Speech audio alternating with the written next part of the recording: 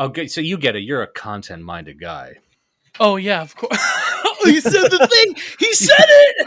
I said it, and then I clapped. Oh man. Yeah, he said it. He said, in a way, we're all kind of... In a way, it's a sum of all fears. in a way, it's a sum of all fears, which is a blood satellite in itself. He said it. He said the thing. That's. I'm impressed. That's pretty hard to work into a sentence. Blood satellite. That's because it just inherently sounds like a metal album. That could be like a prog death album. Every time someone's asked me, like, "What's that? The title of your show about?" And I think they're thinking that has something to do with like a blood and soil sort of thing or a political thing. Yeah. And I'm like, well, here's what it is, though. It was an inside joke about how if the world ends, we could have our blood orbiting the Earth in a satellite. And then they go, oh. And I go, hi, are we still friends? Oh, that's way less racist. That's not good enough. He's not racist. Like, each of us remembers it differently. Like, my wife and Dimes and me and a couple of her friends. This was like 2006, walking around College Street, shit-faced. I don't think there is a story. I don't think there's a true story to where that came from, only that we kept repeating it for weeks as if each of us knew what the other one was thinking about this fucking inside joke, man. Which the truth of it is lost. I believe it's completely lost. That's all the good podcast titles. That's how it comes about. I like your fugue state origin story. I like the origin story where I don't think this happened, and it's not even really a story, but here's something that might have thing that we did. Alcoholics get. You want a metal intro for the pod? A metal intro? Here it goes. Okay, here it goes. Okay, you record. This is for the books. You're watching live on Blood Satellite. There you go. That's very good. I like that. Two different versions.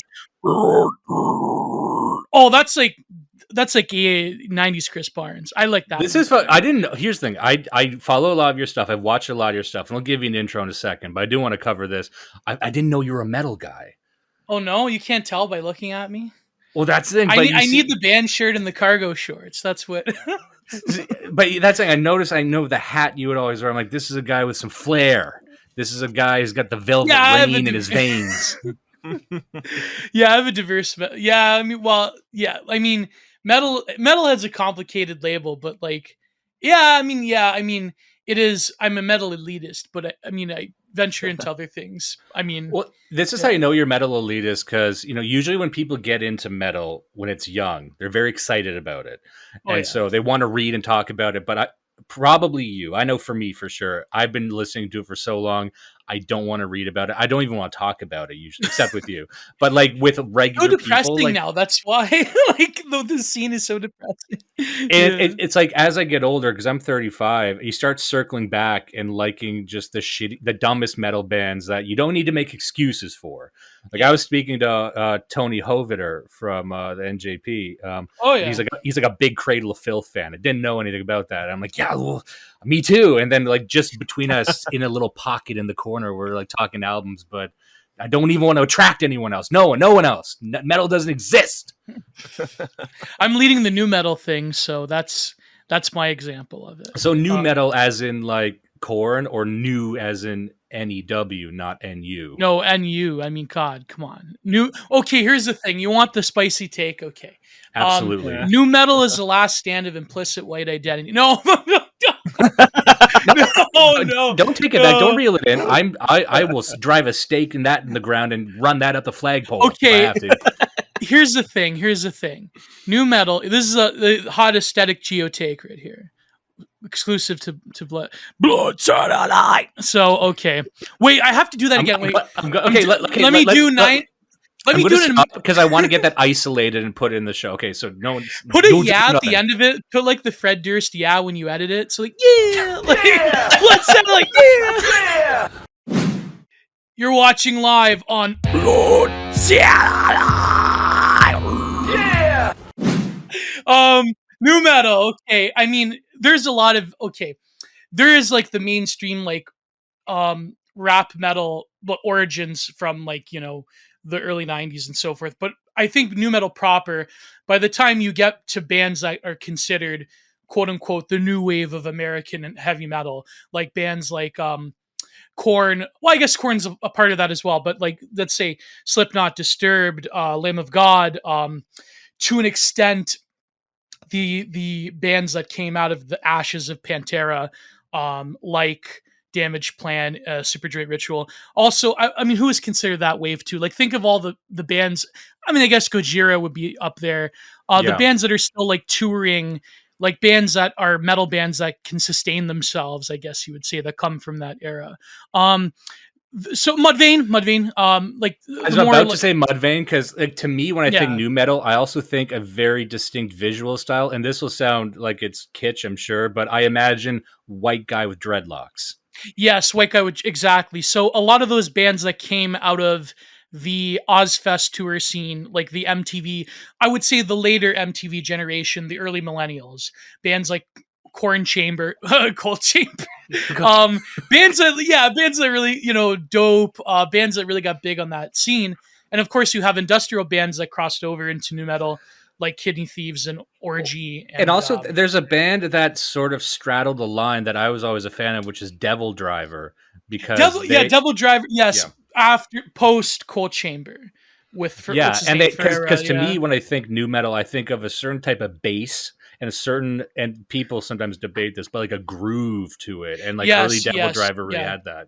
So nu metal I've talked about this with Ace before, but like nu metal comes from a few different places. Okay, yes, Pantera is one of them. Yes, rap metal that came like way earlier is a part of it. But I would say the two bands that really influenced the sound of nu metal that came with that bass tone and with that singing style would be number one, Fear Factory, and number two, of course, Andreas Kisser, Sepultura, especially Roots. Like Roots was like the ground zero. But in terms of the singing style, before there was Jonathan Davis, before there was David Draymond, there was Burton C. Bell in Fear Factory. And so my podcast I do with my good friend Matthew the Stout, who is another artist, Style Talks. We did like 5 hours on the album Obsolete, and there's only like 2 parts. I think I have to upload the third part. So nu metal, the reason I say this, the reason I defend nu metal, and I know Scott Greer, if he's listening to this, he's probably gonna he's probably gonna freak out. But I think that nu metal came about in a particular moment of American, largely white, largely middle class or lower middle class, working class, largely heartland, American culture. And I think that the embodiment of it. See, did you watch the Woodstock documentary that came out recently? No, I've heard people talking about it, and I was waiting because I'm kind of soured on a lot of these documentaries that come out recently. Yeah. But what do you think about it?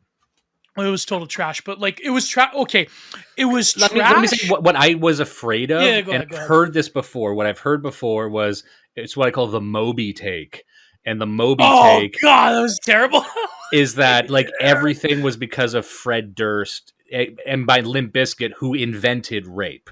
But what actually happened? Yeah, and it was all like white men, and no, but I think that it hit upon truths, but it hit upon them unintentionally. Like I was talking about this with Adam Lehrer, and he actually like knew an art critic that was in the film, but then called him like.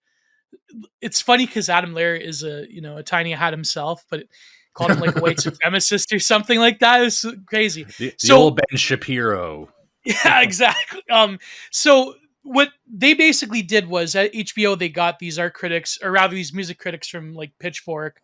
I mean, current Pitchfork, not like back in the day when they had like, quality people like Chris Ott, to basically murder the legacy of Woodstock. But they hit upon unintentional truths. Okay, so there was this part of the end where they compare Woodstock to Coachella because they came out in the same year, 1999. So Coachella, that's interesting. I didn't know that. Yeah. The first Coachella had like the typical like alternative bands.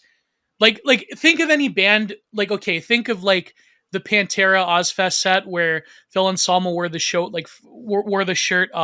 fuck alternative music. Like that's the bands you could think of that Phil Anselmo was subtweeting. That's like, So Coachella represented what they called, throughout the documentary, they had this bifurcation. They had the early 90s, which was marked by grunge and alternative and progressive music. that was LGBT friendly or had an awareness of it, with like the god of the hipsters and the god of the millennials, Kurt Cobain.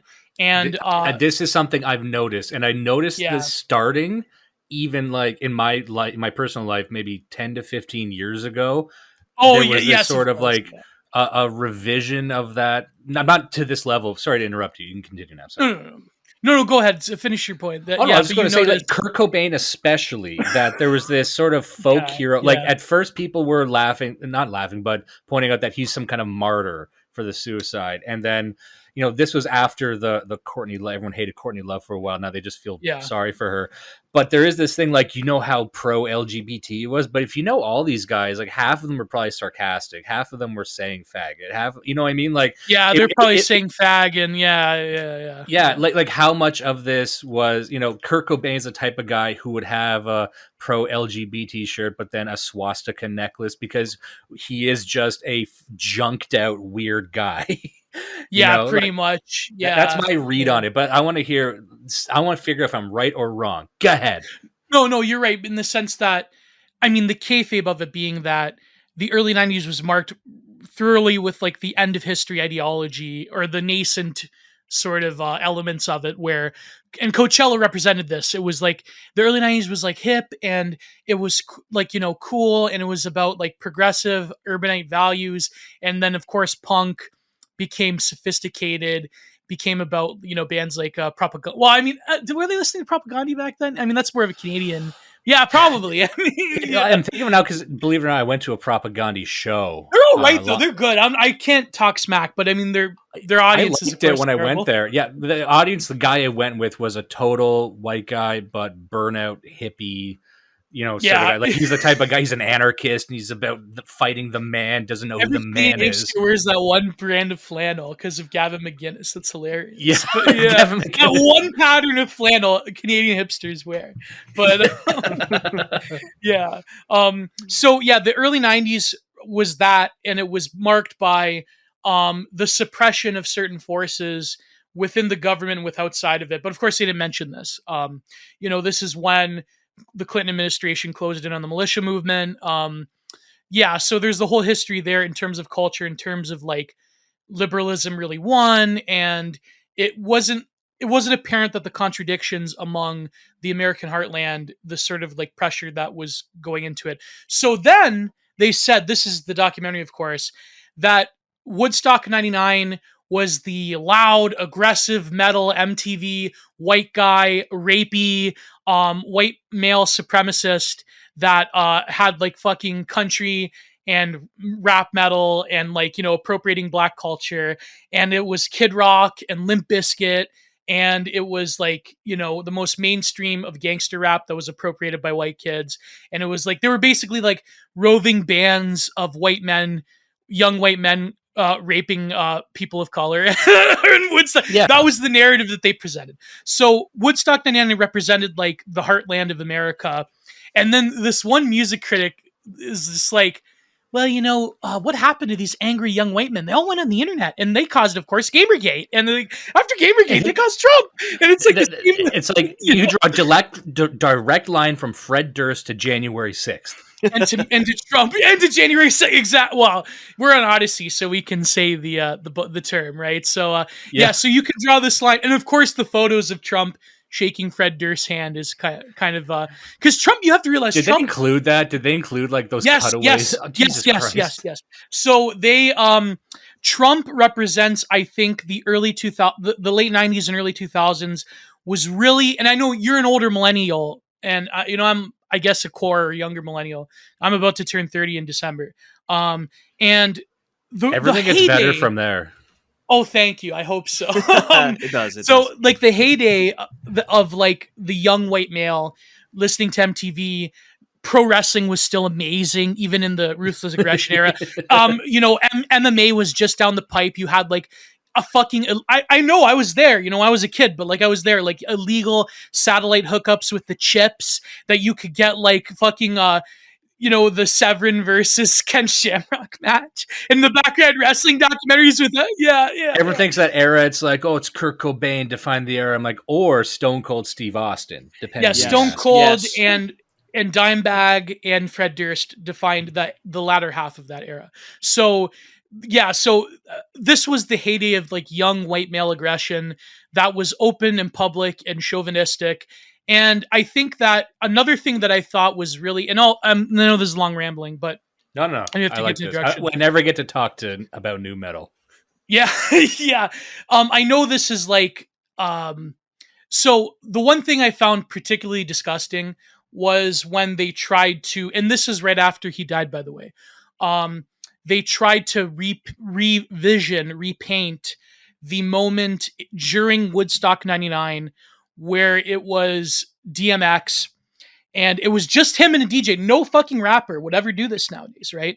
It was just him and his DJ in front of 300,000 people. I've been a hardcore supporter of DMX for a long time, even when it was very hard to be a DMX fan. For like a good 10-year period, it was very difficult to be a DMX or a Cat Williams fan. It's kind of okay now. Yeah, and I think that his legacy will only grow, I think, in his death. So there was this brilliant cultural moment that all the critics back in the day, if you actually look at the archives, they praised, which is DMX went up there and did the song "My N-Word," right? And basically gave the N-word pass to the legions of white kids, and it was seen at the time, in my opinion, it's true. It was seen at a time of like America had finally come to terms with its racial problem. It was post LA riot, post what was the guy's name? Rodney King. Rodney King, yeah. Yeah. And it was sort of like America was finally quote unquote healing from its racial wounds. Then of course we all know that, Obama had to bring racism back to win the election. But then what happened was these fucking ghouls from Pitchfork, in HBO, they said that, oh my God, that was so terrible. He gave the N-word pass to all those white kids. Can you imagine all of the few black people in the crowd that were friends with these white kids saying, N-word, like not hard R, but like, soft G. Can you imagine like what they would feel like? It's like, I could imagine if you were a black guy and you went to Woodstock with your white friend, I'd imagine like you were saying the song too, like you didn't fucking care. Like it was sort of like this total hit job. I want to take a sidebar just to say I love that phrase that they said, like, can you imagine my imaginary black people? Imagine, What is that? What are you trying to say? Like, you're literally saying we have no evidence of this. Could you imagine being a black person? The white liberal the white liberal has to colonize black people even in the imagination. So that's pretty good. Look, if I don't get to have black slaves, you don't get to have them either, Pitchfork writer. Oh, God. You can't. I checked. You're not allowed to do that. That's a great point. That it's like even this revisionist history. It's very lame revisionist history because it wasn't even that long ago. But it's also like, did you know that this is about Trump? 1,000 Trump? centuries ago, though. But it's like, did you know this is actually about Trump? And it's like, even that's reaching because there's a lot of good stories you probably could tell about Woodstock. Like you could probably tell. I would love to see that as part of a story about perhaps the fracturing of music festivals, because there are still music festivals, but something happened after this.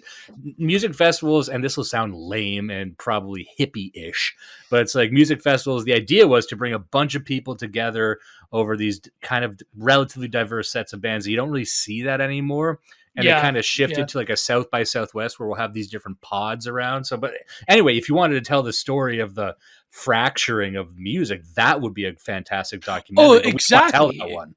No, but that's the thing. There is, in the fact that there is no large touring, like Ozfest, I think for the Gen Xer and the older millennial embodied sort of like the Summer Bash. Like that was the huge like rock and metal touring festival that did bring along diverse bands that later became quite prominent. I mean, this is where like Fear Factory started. This is where Meshuggah started. This is where I think, if I recall, a lot of like the more mainstream popular bands that we know nowadays that are more technical, apart from like smaller ones. Like I remember when I was younger, I went to Summer Slaughter every year. And I mean, I went the Gent one, right? Like that was like they had Periphery and which I don't really care for Periphery, but like I went for like Animals as Leaders, and they had Dillinger Escape Plan and the Faceless, and So I remember these are all coming back to me now because I remember all this. I hadn't thought about these in forever. Yeah, yeah. So that's the thing. I think, like, in terms of North American music, I mean, Europe is obviously way better. They have like huge touring festivals, but in North America, I think it's just because the culture is probably so divided. Like, I remember reading this one article.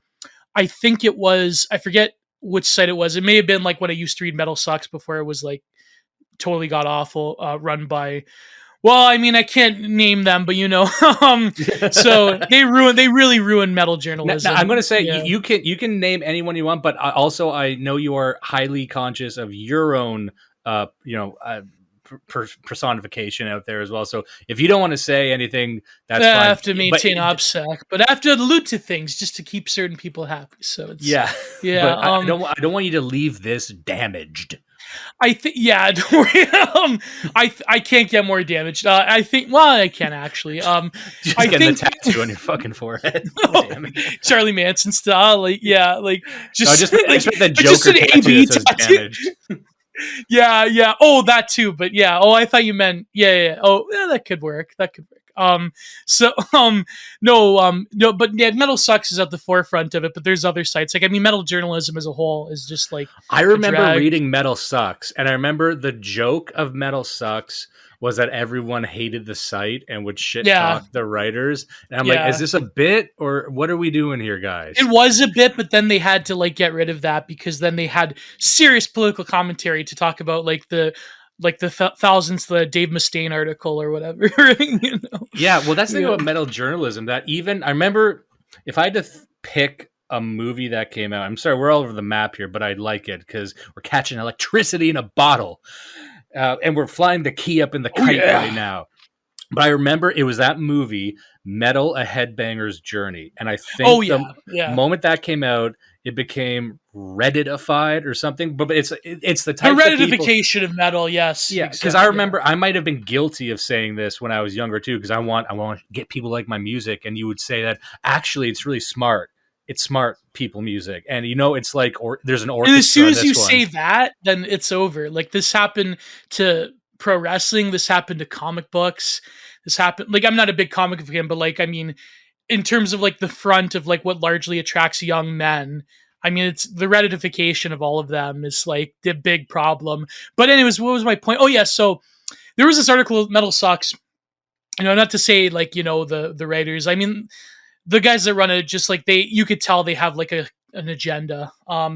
So there was this article. It was people wonder. I just want to clarify that. I'll be the one to say it. It was run by these Jewish guys, and and he leaned into it too. It was like I'm Rothstein Goldenberg or something. Yeah, they knew that it was sort of like to troll like the right wing metal fan or like the certain elements of black metal, if you know what I mean. They sort of like leaned into it, but I think it's beyond that. I think it's just genuinely that they're like aging hipsters that just like the typical like libtarded aging hipster is like not a good look.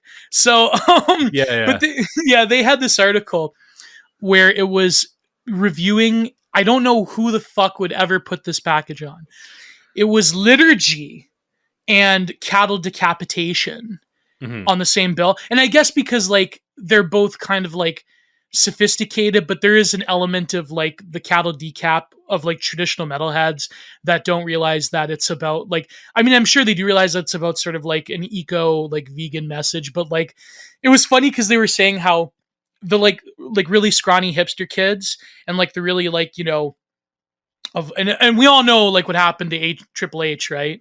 Not the Triple H. I'm the Hunter Hunt Hendricks. So sorry, I'm detonating. Sorry, I don't know the name. I don't know her name. I'm not being. I know it's a joke, but like I generally have to look up her name. I have nothing against her, quote unquote. I mean, I think like Liturgy is a fascinating band, and what she puts out is like I've watched like YouTube videos back when she was known as Triple H. Yeah. And I think like, really into like the Nick Land and like the accelerationism and stuff. Hunter Hunt Hendricks. Yeah, but what's the current name though? Is there a different name? It still says the band features Hunter Hunt Hendricks. Because if it's Wikipedia, they're really good about like not dead name, quote unquote dead naming. Yeah. So maybe there was I gotta look this. Sorry, continue. I'm gonna get to the bottom. Yeah. So, but I think like especially like her takes on Christianity is kind of interesting. But anyway, so the like scrawny like hipster wave kids, they were like at the front, right? But then as soon as Cattle came on, it's like they immediately pieced it to the washroom, and they like had to hide out from all these like grody metalheads just like bobbing and moshing. Like it was like, imagine like barbarians like confronting the Eloi, like the Morlocks and the Eloi. Like it's like all the chuds came. Like, if I give a similar story, this actually happened to me somewhat recently. So I went to a show, a concert with this band I really, really like called the Tea Party. You know the Tea Party, right? Oh man, I saw it. Oh my god, bro. Oh, I have a story about that, but like, yeah, go ahead. Go ahead. So just to wrap this up, it's very quick. It's not even really a story. It's just a thing. But they opened up a show in fucking Belleville. Yeah, it was Belleville. Oh yeah, which they call Bell Vegas. Apparently, that was like a thing. I'm not from there, but I'm like, and also, by the way, Judas, I don't know. Backing up this, does Belleville fucking suck? Because I went there with my wife and walking around like this is bleak. It's all right. It's not a big place. Give it Way a break. to back me up, you Yeah, motherfucker. It's just Belleville. Come on, it's only Belleville. No, actually, it's Bell Vegas. First of all, Okay, second of that's all, true, fuck actually. you. Bell Vegas is shit, though. That's true. So their Tea Party's headlining, and they're opening with this other, I believe, I don't think they're a Canadian band, called like Headstones. Oh, the Headstones. Oh, nice. So it's straight up like punk band, like punk rock band, and like this, the lead singer. Did they play Judy? They might have. I don't know them that well. Yeah, the lead singer's a pretty prominent actor as well. He's been in all like the Canadian, like. Well, he gets up there. He's cursing every second. He's like, fucking Bell Vegas. And he kept saying post COVID. I don't know if that what political commentary that was supposed to be. We're here post COVID, and then he would just like pause for some kind of reaction. But that was not a crowd that was set up. So if people listening, I know you guys know this, but so punk band, rock band. Fist pumping in the air, very active hard rock show. Tea Party are a rock band, arguably a hard rock band, very different flavor of rock. Very high-minded. The lead singer, who I got a lot of appreciation for because Jeff Martin, I used to dress very similar to him, like very much a Johnny Depp, a lot of pewter finger armor. Jim Morrison meets Johnny Depp. Yeah, I still wear around 5 chains around me, but then more flowing scarves. The type of guy who would need a wind machine around him very often to get the full effect. But he goes up there, and the crowd was not happy. Like they threw like couple beer cans at the stage, and like the security were kicking people out because they were just drunk. But they were these sort of, I don't know how else to describe it. Judas, you'll get this. Like people like our parents, kind of like my mom's ex-boyfriend, like just kind of like boomer blue-collar chuds. guys. Yeah, like boomer chuds getting drunk, and they're like, we're here to party. But I'm like, it got Jeff Martin up there playing his guitar with like a cello bow. I'm loving it, but I'm like, they can't wrap their minds around this. They should have just played like Gyroscope for like half an hour, like extended it out, and they would have liked that because that's like their hardest song. You know what they did? Let me tell you. You saw them before, so you tell me if they did this. They started playing other band songs. So within the middle of a song, they started playing "With or Without You" by U2, and then they just started playing "Bob Cajun" by the Tragically Hip. Which, if you're playing to a Canadian audience, fucking play Bob Cajun, everyone's gonna love it. That might as well be the national anthem. But I think which one is Bob Cajun? I'm not a big Tragically Hip. Is that the one like the Meridian one? Is that it's like went to your house this morning. Oh, that one. Okay, yeah. Very slow. It's like a song for like older white couples to like the man hugs the woman and sways with her, like that sort of song. It's kind of like the sort of like when they played Niagara Falls that one year. It was like that kind of for New Year's. It's like you could see the couples and the boomer couples in the crowd. Yeah, and then so they play that, and I started thinking, are they doing this to get the crowd on their side? So because I don't know if they've done that before or if that's just a cool showman's trick. But you said you had I want to hear a Tea Party story. If you got one. It was not much of a story, but like I saw them. Okay, so Tea Party is a band that, I mean, Jeff Martin, like the thing that ruined it was like just Jeff Martin being like libtarded. This was like right around when Trump was, I think when Trump like got out of office, or he just lost. Did he just lose? Or was it 2019? he like he's in the middle of it. He's like, we did this concerts for like violence against women, and like Trump is like, he hates women, and like of course the Canadian crowd, they're all like, but that was like the minor like libtardation I suffered through. No, I went to see Tea Party. I went to see them in the city next to mine. They were playing. They played it was the 20th anniversary of one of my absolute favorite albums of all time, Transmission. And Transmission is that's the good. That's for people who don't know. That's again, I can talk the about best Tea one. Party forever. Best one. It's like their Yeah. darkest and their weirdest, and that's where you have Temptation. And my favorite song, Psychopomp, which is a lot of people's Psychopomp, yeah. Temptation to me is the embodiment, I think, of to theory sell it, is the embodiment of the sort of positive side. As much as I like, really viciously critique like our country that we live, or non-nation that we live in, and like the sort of quote unquote values that we embody. I think that like it really represented the positive side of the sort of like 1990s version of End of History Canada, where it's sort of like We Are the World, like world music combined with the new awareness. This is where you have songs like The Bazaar, Temptation, obviously, where they were combining different world music elements into rock music, but a particular type of rock music that is unique to Canada, that comes from bands like Tragically Hip and like Rush. I mean, I'm not a big fan of like the Tragically Hip or Rush, but I do understand that Canada, especially in Southern Ontario, has a very unique like rock flavor to it. And I really loved it. And they did a great performance. They played the whole album through. So Just to go back ahead. there very quickly, I was going to say that I feel you with the Tragically Hip. I've tried on like 8 different occasions. I got all their albums. I'll give them each a playthrough, and I'm like, there's a few songs I like. There's a few Tragically Hip songs everyone likes. New Orleans is Sinking. They have this one called The Lonely End of the Rink, I think is pretty cool. But then like the rest, I'm like, I just something doesn't click. And you can't say that in Canada.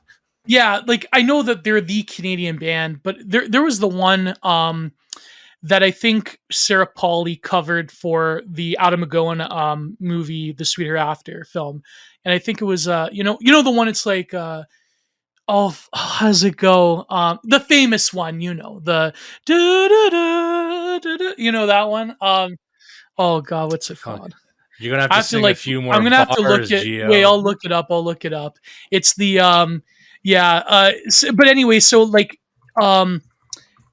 there's like a very unique sort of rock flavor that is the place that we live in. And I think that the Tea Party represents a lot of you those talk about Ahead elements. by a Century. I think it was that one. There might have been. It might have been, yeah. Oh, Courage. Sorry, Courage. Okay. I think that, yeah. We're just now we're saying, I'm like, damn, maybe I do like the Tragically Hip. Shit. Yeah, because I think like when you're in Canada, there's like a cultural awareness of it. Like when I was growing up, I would listen to bands like that my old man would listen to, like the one Mo Berg band. What was it called? Pursuit of Happiness. Like they had that music video where they're in the middle of Toronto. And it was I'm an adult now. Like that was, yeah.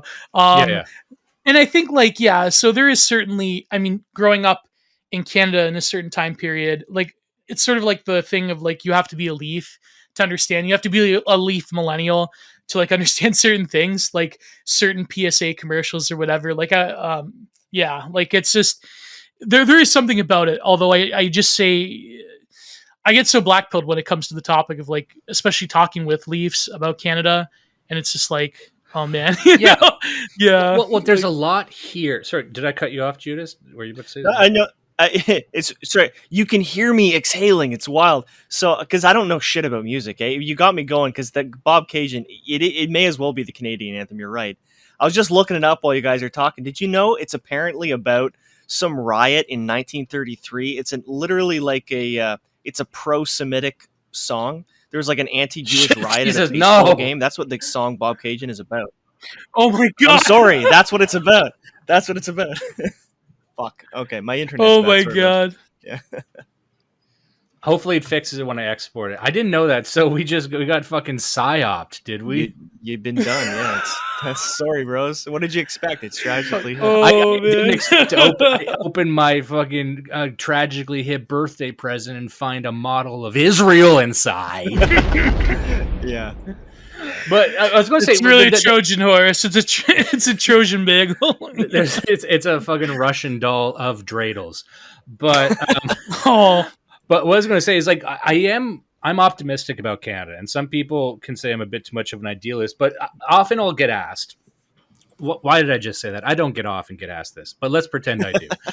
I have been. For the record, some of my favorite artists are Jewish. Okay, some of my favorite, like doing the Trump thing, like some like my blacks, my Jews, my favorite guys. Look, at a certain point, if you like music and you're a music person, you got to pretend at least to like Leonard Cohen. We've all been there. Leonard Cohen's got a few songs I like, even though I can't actually say it's very good, but I do like it. But he's a better poet, in my opinion. I was going to, funnily enough, I was going to buy a Leonard Cohen poetry book because it was called "Love Letter to Hitler," a bazlingle. But was this a Mishima book, My Friend Hitler? Like, there's a lot of people who wrote books about being friends with Hitler. Oh my God. But then they weren't. And they're all written by Indians and Japanese people. And Japanese people, like they're the ones still writing stories about Hitler. Like, what if he was in high school? I'm like, sure. Hitler animes. Let's go down that primrose path, Japanners. Thank you. But I was gonna say I do get asked about like why do so many content creators come from Canada? And this would have been back when at the peak, I guess still the peak, but like a Steven Crowder or a Gavin McInnes, and you look around the scene of the ostensibly and by the way, when I say dissident right, I use that term very broadly. So when I say dissident right, and you're an expert on this, Gio, and you've spoken on this before, it's a lot of different factions. But I will say that when people, what was I going to say? Oh yeah, why there's so many different content creators. I'm like, there's something about Canada that's interesting. And it's the same reason there's so many Canadian bands. Like for a country of this population size, it has no business having this many good bands and this many noteworthy actors in a sense. And I'm not talking about the Canadian cope where they say, oh, Mike Myers and Jim Carrey. No one likes them. I'm talking about good actors. I'm talking about good bands. And what is it about Canada? And if I had to explain it, and just as a bit of a precursor to that, when I was in my early 20s, I was way more into the artistic scenes in Toronto and Southern Ontario, and I was campaigning. I was doing these meetings with the National Arts Council, trying to start these artist promotion programs. And so I have yeah, oh, man. It was always, and it still kind of is a key. Now you're doing a far right podcast. That's amazing. Yeah, but also I do writing, and hey, who makes these amazing thumbnails for the videos? This guy right here. But I was going to say, there's something about Canada and the fact that it's the proximity to Canada, America, but also the fact that there isn't a lot of support. Like we don't have a Hollywood. So there is this sense that if you're a Canadian creative person, you kind of got to do it yourself. So I know in Canada, there's always a booming zine scene. There's always more self-publishing houses. There's more people understanding, okay, if I want to make it, I kind of have to go to America. And this is even in comedies. And we've known people who went to like the Second City comedy shop. And then it's like the goal is to then get a flight to Los Angeles and do what everyone else does. And if you don't want to do that, you got to fucking hustle and shuck and jive and whatever to figure it out here.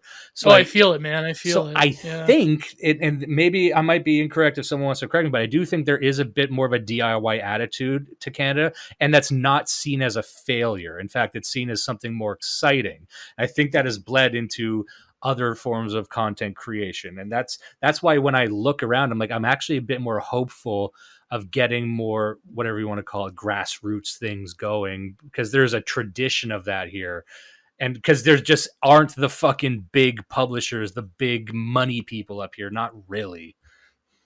Yeah, I think like it's a combination of things. Like they're okay. So the DIY. Okay, so Canada is like a land of polarity in the sense of like, as you know, like being involved in the art world. And I want to talk to you a bit about that, like your experience. But like the polarity being like either you're like a total like remora fish that gets culture grants, or you're like the bare naked ladies, or you're like doing your DIY thing because the goal is to eventually break into America. The only time there's ever been like a pipeline was essentially to explain, like, let's call it the school of 2016 alt-like grifters. Basically, that was the creation of Ezra Levant, basically funneling all of these people to America, to American audiences, whether it was like McGinnis or Lauren Southern or Stephen. I'm not Stephen Crowder. I mean, he didn't. But like, Stephen Crowder was like, though, yeah. In a sense, yeah, because like Rebel was always boosting, and like even when they had Sun News Network, they were kind of like boosting that content. And so it's just like, yeah, there is a pipeline there. For example, like a good example would be like the Montreal metal scene is like, probably in terms of like creativity and in terms of like forward thinking is like probably, I mean, two examples that come to mind from the 90s would be Gorguts with Obscura, and of course, like the album, the band that started it all, Cryptopsy, None So Vile. Like those are literally decades. If you want to talk about metal, those two albums are literally decades ahead of their time, and they both came out of like the Montreal music scene. Especially when Gorguts had Steve Hurdle, who unfortunately passed away, and then of course Lord Worm was like the very first one to do like inaudible growling. In Canada there is sort of like a different sense. The fact that we are like largely colonized by American culture and by America itself, and the fact that we still live under like the George Grant thesis of like lamenting our own colonization, it's like that produces a certain character. But I do think the one thing that Canada like really lags in, I mean, there's a lot of great indie films that get made, but in terms of state broadcasting, like if you compare, this is like a little deep geo lore. The people that follow me, me and my folks, we like binge these Australian not sitcoms, like these Australian drama shows from like the 90s and 2000s, and like, Really? yeah, a lot of them were created by state broadcasters, like shows like All Saints, which is like a medical drama. What's the one we're watching now? Blue Healers, the cop drama. It's like the longest running show in Australia. But the thing is, like, if you look at this, like if you look at the BritBox shows, and I know like a lot of modern ones are like paused or whatever, but like there's still quality though. Like there's still a quality to the state broadcast media that either like ABC and I think it's called ABC in Australia puts out, or like the BBC. Like the BBC, like you can't compare. I mean, if you're not into like Coronation Street, that's fine. But like, I'm not a big fan. My aunt is, but like, like all those like little sort of Little Englander shows of that era, like Last of the Summer Wine, or even like the cop dramas they have, even like the kind of the kitschy, like, middle-aged wine mom cop, like detective shows they have. For some reason, Canada, like there was a point in the 1980s where like major serial shows just stopped. I mean, you do have like Corner Gas, you do have like Air Farce or whatever, but like for some reason, in terms of state broadcasting, like it's abysmal. Whereas something like the BBC, they can manage to like pump out these great shows, and I think like that's where Canada lags. But also like in terms of other things, like I mean, from what I've heard, the Canadian art world, like having known people that are artists in Canada, it's pretty like even. It's sort of like more of a closed circuit than like America is. But then I shouldn't say that, because America is like America has a lot of like dark money corporatization that goes into their art and culture creation. I mean, I know we like meme about like the Thiel Network or whatever. And by the way, if I've always said, every podcast I'm on, I say the same thing. Please, Peter Thiel, if I know people that know you, please give me money. Please give me a flat in Florida. I want to get out of here. I will be your biggest soldier. I will be your This is good. No, we're the same way. For many episodes now, we've been actively trying to get hired by the FBI, and they won't. Yeah. I think that's why we're actually safe from being, because we've been trying to be feds for so long, and we'll just we are shameless about it. That's the M. Crumps model of doing things. Yeah. Maybe we'll get into the Dime Street thing. We'll Times Square thing. Yeah. I wanted to get to that in the last episode we just recorded earlier today for the full episode, but maybe we can't, because there's a lot to talk about here that I find interesting. And Judas grew up. He just moved back to Canada. He was in Hong Kong for quite some time. But him and me have been like best friends since like high school. So like, and then we kind of came from the same sort of area Southern Ontario. And so we have a lot of these shared childhood experiences, which I think is very, very interesting. And he's got a really, really good art background. Like he can go on forever about art. And he's Judas. What are your credentials? What would you say? I'm an OCAD dropout because they were Whoa, too nice. they were too phony for me, man. But you actually had some really good pointed critiques about like art No, really. related stuff. It's ironic actually because the one prof I dropped out at the end of second year, so I got halfway through, and my illustration prof was this guy, and I shit you not, here's his credentials. I guess I was 19, and this guy was like 24, and he was teaching a core illustration class, and his only credential was his dad had got him a job for McDonald's, and he designed the recycle logo on the back of the fried apple pie box. That's it. That's what this fucker did. You're not even really allowed to design it that much, right? And and it's supposed to be illustration. All he wanted us to do was packaging design, essentially, which is a totally different thing. And I was doing his fucking packaging design, and he's like, "Yeah, but I can't feel it. You're not really talking to the customer. What the fuck is this, man?" So I'm done. I'm fucking done. Put like a goatee logo on the trash receptacle. I was taking it really seriously. I was really giving it my best. I was trying, and like as an artist, it's very, very frustrating. So I just said, "Fuck this shit." I met my wife there. She was in industrial design, so she finished it. She was fine, but no, I couldn't fucking handle it. OCAD is a joke. So. Yeah. So people who don't know, that's the Ontario College of Art and Design, and if I had to pick, probably one of the, if not the, my grandmother almost went there. By the way, my grandmother almost went there. It's like, you know what it is? It's like I think it's the best known Canadian art school globally, but it's not the best Canadian art school. There's like a handful of other ones that if you actually want to get into fine art or you want to like build a community or a network, there are better schools. I can't remember any of the names because it's been 15 years, but there's a couple of, once you get there, you meet people and they're like, "Oh yeah, you shouldn't be here." It's like, fuck. But yeah, I think the one adjacent to McGill is good. I think I forget like the one that like is for like real art people. Yeah. But okay, like Ontario College of Arts, like that's like the most, like a lot of like very well known Canadian artists that came out of that like through the 50s, 60s, 70s, like a lot of Group of Seven guys went through there. Yes, and I think even Lauren Harris taught there. Yeah. So. And so he did a lot of art. You do, I would say, a different type of art where you do design related things and make furniture and stuff. I do marketing, so I do graphic design, which is in a way fake art. But no! I figured out. I got the trick, Gio. You gotta listen. You gotta make it as schizophrenic and retarded. Let the advertising marketing guy tell you why it's okay. Let him create demand. Yeah. I realized if I just make it bad on purpose, it makes people feel smarter. Yeah. So it's true. That's like the total like 1990s like Gen X guerrilla marketing, like no soda or like kind of like, you know, this is why I defended Oatly back in like a year ago, because Oatly had a really like sophisticated campaign of like, yes, we know we're soy, yes, we know we're agitating the right wing, yes, we know that we're like, you know, basically like seed oil slop, but like, you know, you're gonna like us anyway. Like they had this like ironic like minimalist ad campaign that was like totally like a delicious throwback to like the Gen X guerrilla marketing. And so people, when I had that take, and this is of course when like a number of prominent like right-wing anons were trolling Oatly, but I'm like, no, guys, you don't realize this is brilliant. Like, you know that you're being used, right? You know you're being fucking strip mined for Oatly content. Like, yeah. That's the level that this operates at is so different. Like the thing is, this is one thing I can bring to the table to a lot of these discussions, because I've sat in the room where these campaigns are come up with.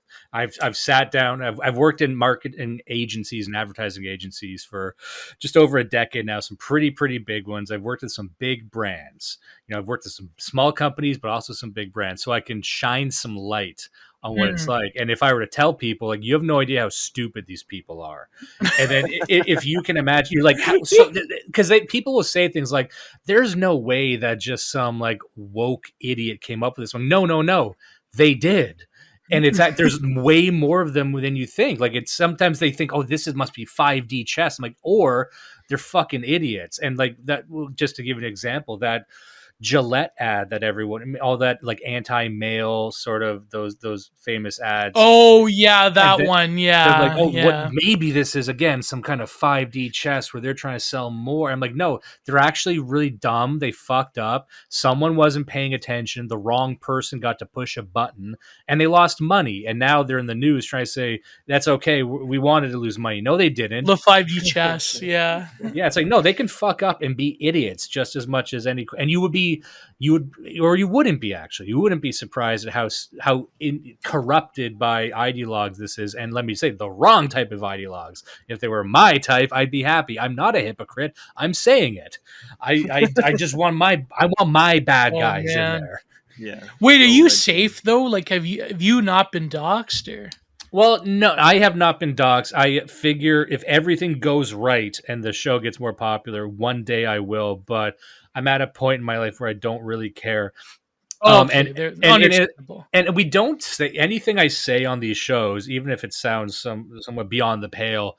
I've said it to people in real life before. I don't really give a shit. I've been fired in the past, or rather let go, because you can't really fire people easily in Canada. But I was like laid off because they were aware that I was a fan of Donald Trump after Trump got elected. Oh, I see. Yeah, and back at the time when it was okay to do that, because everyone was. Don't fucking look. Don't turn it off. No one's allowed to turn this off.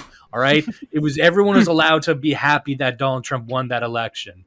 And in Canada, where I was in the heart of Toronto, I was working for at a large corporation right downtown. And the day after he won, people were crying in the office. And then there's me looking like a piece of shit walking in like, good morning. Like I'm walking in. I have a funny story like that too, like the man. Mask. Yeah, the Vince McMahon strut. Yeah, yeah. When I was in my poli-sci MA program, I had this one. It was the day after too, so I had like my mother had waken me up at like 3 a.m.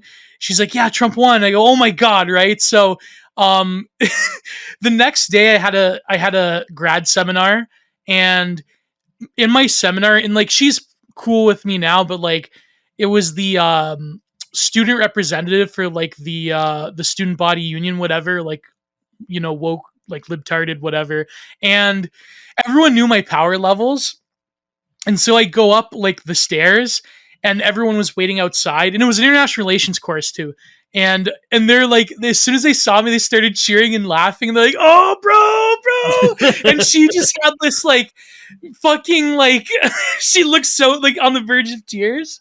And it was like hilarious. I'm like, here's there's something really in the core of that. And I just want to remind people that the feeling I felt when Trump won was, let's just rewind the clocks just to remind people that even the people on our side, as extreme as they want to be, as much as they hate Trump now, they probably did like Trump, but they didn't like him a lot. Like even pro-Trump people were not diehard Trump people. They're just like, you know what, this can be our guy. There's a lot of him we don't like. There's a lot that we think he's a fucking buffoonish guy. We just kind of like that. But the feeling I got when I woke up in the morning, and our friend, who's not on the show, but our friend Raver, he texted us. I just said he won. And I had this feeling, and the feeling I believe was what a lot of people felt, which was this wasn't supposed to happen. And it was the feeling that, because even going in, we're like, oh yeah, Trump might win. But going to bed that night, not watching the polls, I went to bed thinking, yeah, but there's no way he's going to win. Like that's not supposed to happen within this system.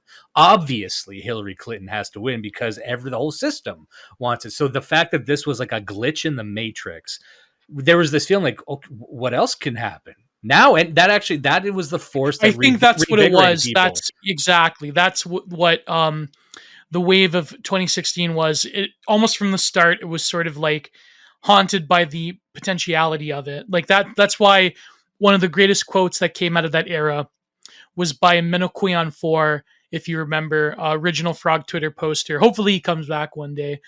He said that from this day on, we will always find murmurs and whispers of 2016.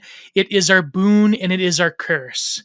And so I think that like it's profound in the sense of it truly was our, like, and I've said this before, like it was our right-wing hippie movement, and like Brandon was sort of like the hippies waking up in 71, and like fucking Richard Milhouse Nixon is president, so For literally someone elected Milhouse as president. yeah. Although Nixon was based, though, I gotta say he was based. I am all on board for saying positive stuff about Nixon. If you want, I've mentioned this before, but there's this trilogy of podcast episodes I really, really liked. It was Louis C.K. sat down with Shane Gillis and the Matt and Shane Secret Podcast. And for there's 3 episodes, and each episode's like 2.5 hours long. And all they do is talk about the American presidents. And Louis C.K., the comedian, he's very knowledgeable about American history. And then he talks about how, I'll send it to you after. You don't need to watch it now, but it was about how Nixon was his favorite president as a child, and that he thought Nixon was the coolest guy. And I'm just going to say, he has this story where he tells a story about a dream he had about Nixon. And I'm going to tell you the dream right now because I love this dream, and it's good enough coming out of my mouth. So he's a little kid, a little tiny Mexican child, because Louis C.K. was born in Mexico. Don't forget that. He wakes up, and then in his neighborhood, in his house, and then no one's on the street, but he hears a marching band coming down the street right by his house, and it's Nixon leading the parade. It's just him, and he's marching up the street. Louis C.K. runs out as a child and goes, "Nixon!" And Nixon gets on one knee, opens his arms, and goes, "Louis!" And he runs up and he hugs Nixon. Oh my god! And I just remember Shane Gillis' reaction is like, "Wow, you really loved Nixon." What's your name, son? My name's Arthur Murray. My name's Louis Nixon. Yeah, I just loving Richard Nixon that much. It was such because you forget they would talk about Nixon as almost like something died with the presidency with Nixon, and you can he goes into it like it wasn't really what they thought it was. Everyone knows the whole Watergate thing is kind of fishy. Everything around Nixon is fishy. Everyone kind of recognizes that now. But, something died when Nixon resigned about the legitimacy of the presidency. No one's liked the presidency as much. And there's these cases in American history where the presidency as such just takes a hit, and then people care less about it going forward. And people talk like Barack Obama was this big thing, but I don't know. Even the Barack Obama fanfare seemed manufactured. No, that was all kayfabe. That was what was happening on the ground. From what I know, is the picture was different. I mean, it truly was kind of like the lib ascendancy. They won, they own everything. It's the final capstone of the end of history. But the picture, the media picture of Obama as he healed the racial wounds of America. That's all bullshit. We know that Obama created, in my opinion, okay, so how people say that Trump is I said this with Prude on our show last night, the Digital Archipelago. I still haven't given you your intro yet, I know, sorry. Don't worry about it.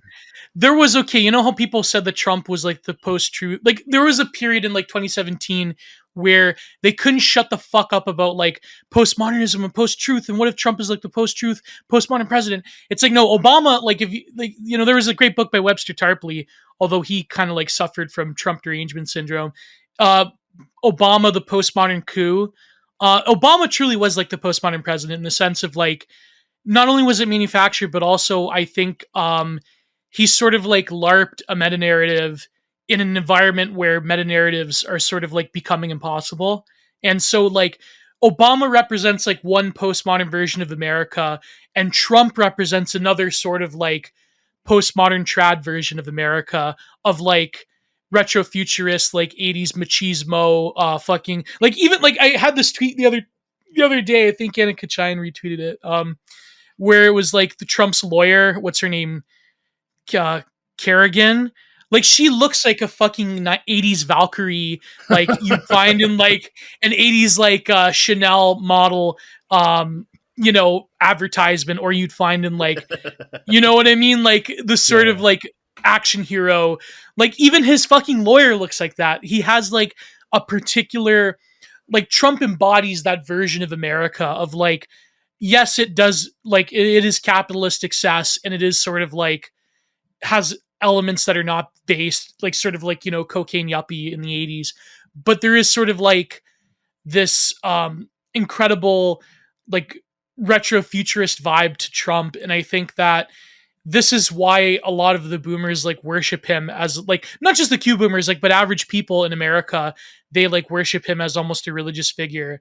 And that's why, like, this week what happened with the raid, that sort of like cements. And now that they're sort of like trying to counter Trump's narrative by like in the most like shit-eating fucking underhanded way possible, because he's banned from all social media.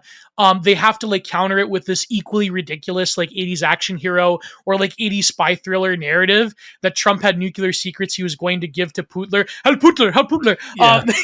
They're like, I don't know. Okay, I don't know where you guys stand on the Ukraine thing, but like they like had this fucking narrative that Trump is going to give secrets away to Putin and Xi, and that like it's kind of like an 80s spy thriller. So it's like they have to like utilize the power of like Magatard like revivalism of America. They have to like do this thing where like the glow in the darks are like the good guys, and like Merrick Garland is like this like the funniest thing is like defender of the people, and all this people bullshit. talk about, in our scene, and they correctly talk about this sort of hyper reality, this sort of addiction to nostalgia, and the nostalgia itself is fake for people. We talk about hyper reality all the time, but it is this funny thing where it's like now the nostalgia is just the Cold War. Like, don't you miss the Cold War? No, don't you miss this shitty guy with a huge cell phone on the cover of Esquire magazine? Like, no, not really. But now like, the Russians are fascists instead of communists. Yeah, you're not supposed to be nostalgic about the 80s. The whole thing about the 80s was that it was such a fucking inward-looking, perverted, fucked up. It itself was like the hangover of another decade that people liked, the 70s, but not really. Like, it's just this sequence of falling dominoes. And I was like, yeah, remember that? Remember when we were fighting Russians? Don't you miss that? And the crazy thing is some people say, yes, I do. I miss nuclear submarines in the news. I miss because they just don't understand. Yeah, Russiagate was like the sort of like libs trying to retake the Cold War for themselves. Like, you know what I mean? Like this sort of like the libs like taking cues from like the neocons, trying to be like this retrograde like lib version of like, no, we're the actual fighters of the evil Asiatic orc Russians that like, put Trump in the presidency. And and by the way, they're going to like, well, anyways, they found a villain that kind of looks ostensibly white, so they're like allowed, but not really though. Yeah. To them, it's like, yeah, we're allowed to be angry at him. We're not allowed to be angry at China about. But there's something you kind of caught on there that I found was interesting. It's that these types of people, maybe we call them neoliberals, we call them, there's lots of different names for them. Yeah. But they always seem to be in love with the end of something. And I don't mean that in a negative. We could talk about the Francis Fukuyama End of History and the Last Man, which we've mentioned on the show before. We covered that book fairly recently, actually. But even in the 90s, like with the music, to circle back to that, we were talking about like with new metal in the 90s, it was like, this is the end. This is the end of racism with Obama. It's like, are you excited that Obama won the presidency because you love Obama, or are you excited because you actually think racism is over? We've witnessed the end of a thing. Yeah. And they're always calling the end of stuff, things that they like. And I remember there was this guy, this creator I always kind of liked. His name was Dan Harmon. He created that show Community. He created but he's like, oh man, he's terrible. I know. But I liked him since early Channel 101, back when he was writing for this comic that I was a huge fan of called Scud the Disposable Assassin. But he was this weird guy. Of course, now he's just this weird alcoholic shell of himself. But I remember the example is that I remember listening to his show early on called Harmontown, one of the first really big podcasts. I remember watching it get big. And he was on there as this sort of shell of a fucking weird, perverted liberal guy. He's on stage at the Nerd Melt Theater in Los Angeles. And he's a white man surrounded by like these woke scolds. Back then we would call them SJWs. And he's just this drunk white guy. And he kind of makes offensive jokes, and they chastise him. He goes, I'm just a white guy. I got a little dick. Things like that. Just like weird self-flagellating shit. And then he's like, I'm willing to, and say that white people invented racism just so we can be done with it. Let's just be done with racism. I'll take all the blame. I just want to do it. Can we just do that? And I remember even at the time, like, why would, there's something going on here. But that is a view into the minds of these types of guys. Like, they just want it over, and they don't care if it means you dump it on them, but they just want to celebrate the end of the bad stuff. And they will take anyone who's offering them that end. And that's a strange Yeah. pathology, I think. Yeah, I said this with Josh Neal, that one like viral tweet about like, I think it has like a capped at like 300,000 likes. Where it was a picture, it was like a series of pictures with like Obama, Bill Clinton, George W., Herbert Walker, Michelle Obama, John McCain, and it said like, this is when there was don't you like miss when there was civility in politics? And all of these like boomer like resistor libs were like in the comments saying like, oh yeah, that was great, like when the Republicans, they gave up on civility. And it's like, bro, you realize all these people like murdered like literally millions of people throughout the world and in America if you like talk about the deaths of despair. Well, we were talking about that just recently about the rehabilitation of George W. Bush. Yeah, you guys were calling him a literal monkey for 8 years, and now it's like he draws clowns now. He's not very good at it. He paints migrants. He paints migrants. Yeah, I'm like, I hate him now. I want to chew him up in my mouth.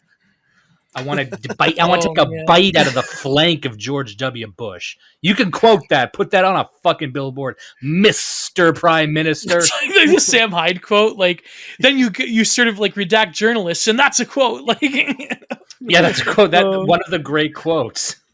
If I can go down, if I can be shot while saying a Sam Hyde quote, it'll be a life well lived, sir.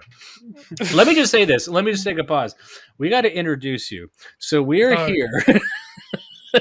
We are here with Gio Pennacchietti, a good friend of the show. I'm terrible with intros as well. Like, I take a long time. Well, no, this is good because the further along we are, that means we had some good meat and potatoes going on. We have Gio Pennacchietti.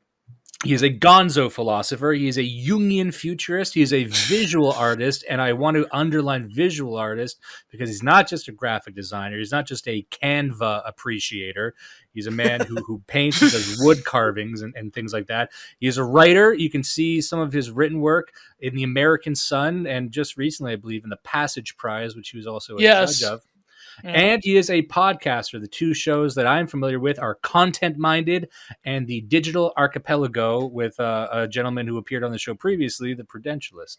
I just want to say thank you for notice how you didn't mention the other one, though. What was the other one? All the rules. No, I'm not going to tell that story again. It's all right. Oh, that one. I was actually, we could if you wanted to. It wasn't my show, though. It wasn't my show, so might as well. Anyways. But that's the thing. I know you as a standalone guy, and a lot of people knew you as kind of like a guest host on the other show. But I followed you because I'm like, hey, I like this guy, and sometimes he sits on debates. And then you really came into your own once you left the other show, which for me, Break the Rules is another show. People probably heard about it. But yeah, and then so I just know you as a standalone fella, and who's got a lot of interesting appearances recently. And there's one I brought up, and this wasn't on any of the stuff I'd sent to you previously, but I'd mentioned this before on the show. You'd sat down with Thaddeus Russell, and this was a pretty big appearance. And there was something that he said in that show that I keep running over in my head. And I think about more and more, like exponentially every day, where he had said, one of the reasons he had you on, I believe, was because he had said that he had noticed that the far right, what they would say the far right was gaining relevance and legitimacy, and he was predicting that in the next few years it would essentially take over, and he was trying to figure out why that is. And when you had sat down with him, and people can look this up, I believe it's on the Unregistered podcast, Thaddeus Russell, you were giving an overview, just kind of giving this guy an update on what's going on over here on this thing called the dissident right. And he kind of broke down all the different groups. But what I liked was like this guy saying, oh shit, I see the left losing complete legitimacy. And he's speaking of this as if it's an inevitability. And I found that interesting. Now, what do you think about that? First of all, what do you think of that appearance? And do you think that overview is accurate? Well, first of all, I think like, apart from like, I'm really enjoying my time here, currently, I think like, I mean, on this show, it's been like an hour where I'm just doing introduction. But no, I think that okay. So I was always under the wheelhouse of other people in the sense of when I started off, like way back in the day. I know you wanted to ask me in the show notes. You wanted to ask me about my origin story. So yeah, that'd be great. do you want to do that right now? Yeah, go Or- ahead. Because that's all just like here's some stuff I thought we could talk about. Whatever we get up to. Yeah, I've sure, loved it sure. so far. And then I'll get to the Thaddeus question. So yeah, and like of course, like I mean, me and Thaddeus were talking about doing like work in the future as well. So like when Thaddeus like, and really I have to thank the Fed Post boys for recommending me, and I'm eternally grateful for that. And I know like a lot of people beef with like CRK, and but he's like I always respect those boys. They really like did me a solid. And Thaddeus was a great, I know some people were like saying like, oh, well, you told him it's not going to be public. And like, I really don't care. Like, because I assume that things will be public anyways. And like, this is just stuff that I would say. And it was, and I know like Thaddeus, he like cleared it with me. He's like, so I want to like put it out in public. I go, great. Like, that's amazing. Like I was kind of like afraid of like a bigger audience, but like, whatever. It's like, it's inevitable. Like, so you're anyways, handling it yeah. very well so far, by the way, because I was telling my co-host here, Judas, before, and like you're one of the few guys that I know in the scene who's genuinely seems like a cool, chill, funny, good-natured guy. He said Yeah. that. He said all of that. Yeah, whereas Oh, everyone thanks. else, like I approach him, I'm like, okay, you're just a basket of weird insecurities and schizo bullshit. There's a lot of people who are really I have that too, but I try to hide it. some people, but you seem for all intents and purposes, I'm not trying to gush, but you do seem like just like a cool guy to hang out with, which is surprisingly rare. Yeah, I'm an INFP. What they call a mediator personality, the Myers-Briggs thing, and I think like that's why I've been like in so many different groups, and like I just definitely don't like to see people fight, like among the, like to quote Thomas 777, like this thing of ours. I mean, I do have criticisms of people, like you mentioned that one particular celebrity, which I mean I've said my piece on, I've did streams on. I tried to be a bit more sophisticated without like playing into the drama, but like I honestly, now that I look back on it, I think like a lot of drama is pointless. And like I do have criticisms, I think, of even like certain groups.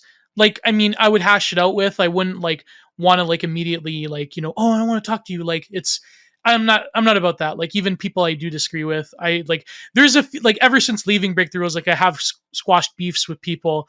Like the Nemetz one is a good example. And that produced, like in my opinion, one of my greatest like podcasts. So anyways, What podcast was that again? Just before we move on? Oh, it was with Nemetz on Content Minded. It was episode, I want to say episode 6. Just look up on my channel, Janet Productions. From Between Kinshasa and Rome with Peter Nemetz. I got it here. Yeah. Yeah, that one. Of course I had to like paywall the spicier stuff when he starts talking about race in America, and I'm like, oh god, no. So anyways, yeah, so my origin story, I started off with, I don't know if you remember, but this is like I came in like in the original like Frog Twitter crowd. I've always wanted to be a writer. And I thought like, as much as I've like my whole life, not my whole life, like right around when YouTube started, which was around like I want to say 2007 or so, like when it started getting big. I was always a lurker. Like I always, like every single day of my life to this day, YouTube has been like just an integral part of like my atmosphere. But I always had this thing of like, I don't want to be a YouTuber. I don't want to be a podcaster because that's stupid. That's like, these people don't know anything. And I'm like a real high-minded intellectual. But I realized that like conversation and podcasting is sort of like my niche. It became a groove because when I was in grad school, the element that I always liked, which most professors hate, which is being a teaching assistant, I always liked that. So when I started off, I wrote this paper in grad school, and it mentioned the video artist that became quite popular on the Chans. Oh, let me just say, but before we go ahead. What What was it? You studied political science, was it? Oh yeah, you want my credit? Yeah, I know. I don't really like. I'm not hanging like I hate people that talk about their fucking Oh, credentials. no, But yeah, like, I know I'm not a credentialist. I'm interested though, because anyone who oh spent yeah, no that problem. long on it, like I think it is worth going into. Yeah, 'Cause it's yeah. like, Okay, so, and it might come up soon because like I'm thinking of actually like doing a Gumroad thing where like I know the school year is about to start in a month. I might do a tutoring thing, but I have a master's degree from the same university here in Canada, and it's you can easily figure out like what university I went to, so I don't really care. I went to Brock University. Um, I I have that's an a good one. MA. Yeah, yeah, yeah. Because okay, this is why it's good because even though the university like kind of murdered my beloved philosophy department, the philosophy department in Brock was like very unique because it was one of the only ones that funded an MA in continental and Eastern thought because it was essentially started by these like hippies in the 70s and a literal like Zen monk Cool. that came from, was he from Nepal or Tibet, I forget. And it was sort of like Brock was the university that like hippies that went to like McGill and U of T, like they couldn't get jobs anywhere else, right? So Yeah. they had like a lot of unique things. So I have an MA in philosophy and I have an MA in poli-sci, political theory. And my professor in philosophy, he was the department head and he was like a huge influence on me like as a mentor as well.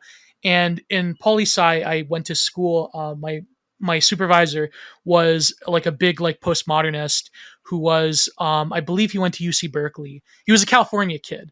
And I mean, we never got along, and politically we never agreed on anything, but like he's a cool dude. And he even like knew my power levels because he would mention like, oh yeah, so do you know about Nick Land and do you know about BAP? And I like, bro, I'm mutuals with like both of them. So I and you asked if it pertains to like my relationship to the work of art. So I never went to art school. I contemplated doing art history or going to art school, but because I have a background in philosophy, it's especially continental philosophy, like it's sort of redundant. A lot of like art school now is basically just like theory courses or like really garbled like small versions of theory courses in like MFA programs. And I my research was primarily in the aesthetic philosophy of Zen Buddhism and Chinese literati painting in relation to the works of Deleuze and Guattari. So that was my Okay. and one day I think I will come out with the paper that I published. Um, and I think like so that was my work, and that's like what sparked it because I was really into like the new age thing. I was into Jung like very early on in high school, like way before Jordan Peterson. Because when I was a kid in high school, I was in the library one day and I stumbled upon this like, black small book in the psychology section. Like the cover was all crazed. And it was Jung's Modern Man in Search of a Soul. Yeah. And I was like addicted to it. Like I never heard this literature before, and I never read anything in my life like that. So yeah, so this sort of like sparked my journey. And then what happened was it mentioned in this paper I wrote for my critical theory, like Frankfurt School course, I had this like really amazing, like rad femme professor, and she like taught in the States and she was just so cool. Like she really was like kind of like at the end of like being a rad femme.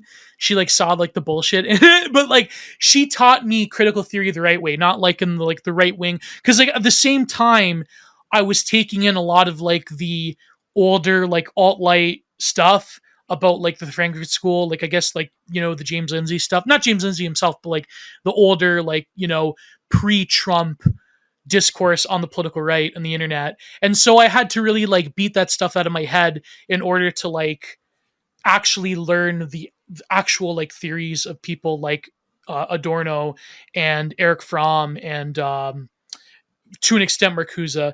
And so like, that was an experience. I had to like, and of course then later on when I did politics, a huge facet of my work was around Michel Foucault. So I was sort of like one of the few people that started writing in the blogger sphere. There was people that came before me, obviously. There's people that were publishing in Countercurrents and elsewhere. And I mean, I have my disagreements nowadays with Countercurrents, but I think no, I mean, I wouldn't be adverse to talking to Greg Johnson one day. But there were writers in Countercurrents and elsewhere that came before me. But I think like I was one of like the first ones of that like Twitter era to like write about things like critical theory and postmodernism in sort of like a semi-positive light. And so what happened was I published this article on because I mentioned Nobody TM, which was this very popular video artist back in the day. I say him, but really it's a collection of people. But I was in contact with the head editor, and I sort of like there was a an email feature on the website that is now unfortunately gone. But there's people that archive it, and I think you can find it in the Wayback Machine. I emailed Nobody TM. It was the first time I was really at a crossroads at this time what I was going to do after university, because I tried to apply to PhD programs, but then like because a lot of professors I had, they were sort of like on the outs with other professors. You know, the way it works in academia, it's like, that's really the game you have to play. And I really don't have the personality of the average, like nebbish academic. So that's another thing too. So I published this article on the website because then Nobody TM asked me if I wanted to publish this. And that was the essay that really started it all. It was called Beholding a New Pale Horse. Of course, in reference to Bill Cooper. Which is also, just for the record, a book we did cover on the show previously. We had a whole conspiracy theory arc. Yeah. And so it talked about, it was basically trying to marry Horkheimer and Adorno, the Frankfurt School, with the sort of critique of power in Michel Foucault. And I cited Nobody TM as a way of like using art to break this sort of like relation between biopower and the culture industry. And that was the essay that really started it all, because then what happened was I was contacted by Adam Wallace, who was very popular at this time. And he ran this website, West Coast Reactionaries. And I published a lot there, and it was really fun. I was in the Skype group chat with them, and I was in the Skype group chat with people that I really admired, and I really started reading people like Mark Citadel, who unfortunately does not write anymore. He sort of like left, and Aaron Wallace eventually left to, I was on his last plebeian podcast appearance. It was his last episode. It was when the New York Times, that was a funny story actually. I was in a grad seminar, and I got this text from my friend Bob, who is this guy from Tennessee. He was in my program. He's an amazing dude, right? He's amazing, writes about Heidegger. He's in a PhD program right now. And he texted me, and he's like, Gio, I never thought I would hear the word, I would hear like Julius Evola getting mentioned in the New York Times. And all of a sudden, and I was in it with my seminar advisor too, in this class. And it was about postmodernism. It was about posthumanism. It was about posthumanism. And all of a sudden, like, I could not think about anything. I immediately on my break Googled it, and it was like right fucking there. Steve Bannon reads Julius Evola. Julius Evola is an ultra-fascist rape apologist. And oh, by the way, Donald Trump is inspired by Julius Evola. And I was on that night, I jumped on the last podcast of Adam Wallace, and I believe I was the first one to hear that he wrapped up, and he had to leave because he was like, he really didn't like a lot of like the British identitarian people and like stuff like that. So he was young too, and he wanted to just lead a quiet life. So then I hooked up with, I know I shouldn't mention his name because he's on the outs with a lot of people, but I hooked up with the founder of Thermometer magazine.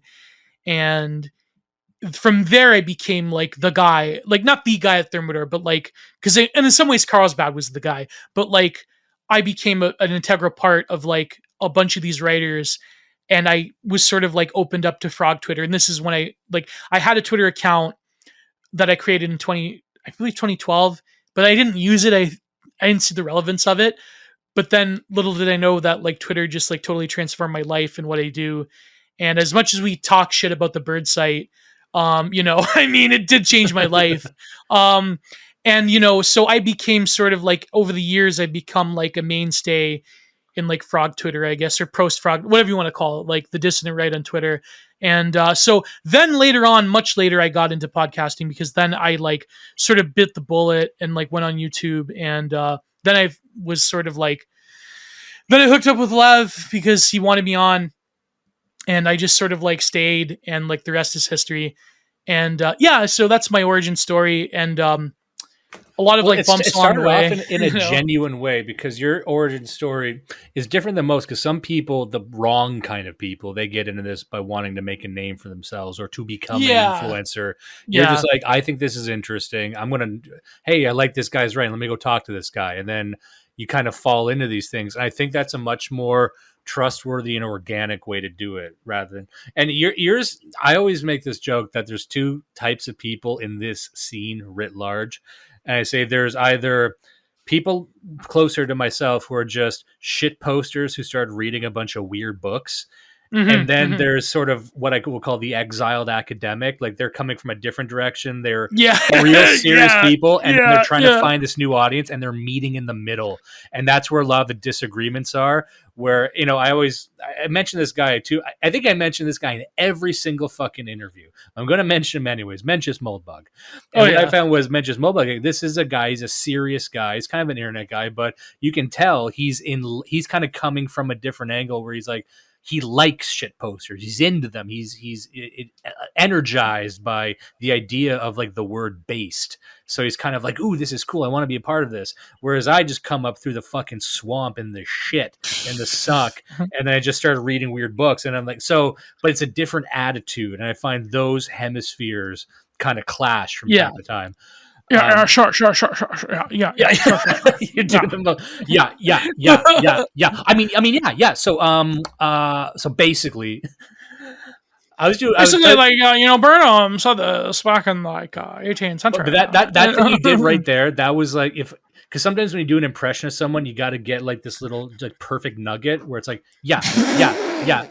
Okay, yeah. Okay, like that little thing there. I'm like, that's it. And I was actually writing a short story recently, because I do a lot of writing, and I'm submitting it to a friend of mine. He's doing this little magazine, the Sunflower Society. Nice. But it's just this little thing I wrote, and I was writing a character, and I was listening to a Moldbug interview. I forget what it was. It was just some interview, and I just started writing as him. Like, I got his. It's like, and then there's this. Okay, so that, and like, the way you kind of write like someone speaks in the dialogue. And so essentially, I started like, capturing his cadence.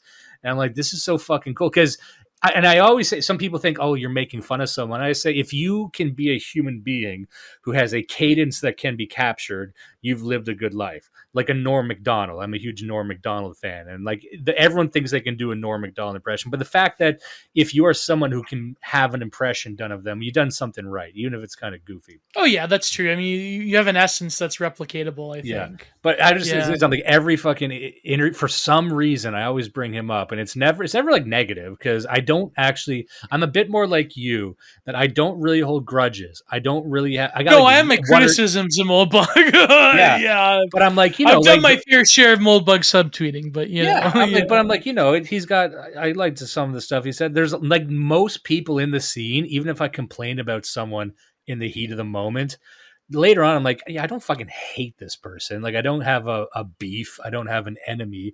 There are people with Spurg energy that just, there are people with Spurg energy that just like hate you for no reason, or like, that's just, like, there's a lot of people that do hold grudges. And so we were talking about your life though, and I apologize if I cut you off or anything. No, it's no problem. But there's a lot of interesting stuff you had there, and there's one thing that I really wanted to kind of grasp onto. And it's kind of what made me want to really, really talk to you, which was this. Oh my God, by the way, I just had an alert on my Telegram. Oh my God, this is pertinent though. Apparently there is, I don't know if this is real. I'm betting it is, a fucking Anna Kachayan tweet of her getting the Passage Prize book. So Reddit, we did it. I hope she reads my fucking essay talking about King Salmon Fish.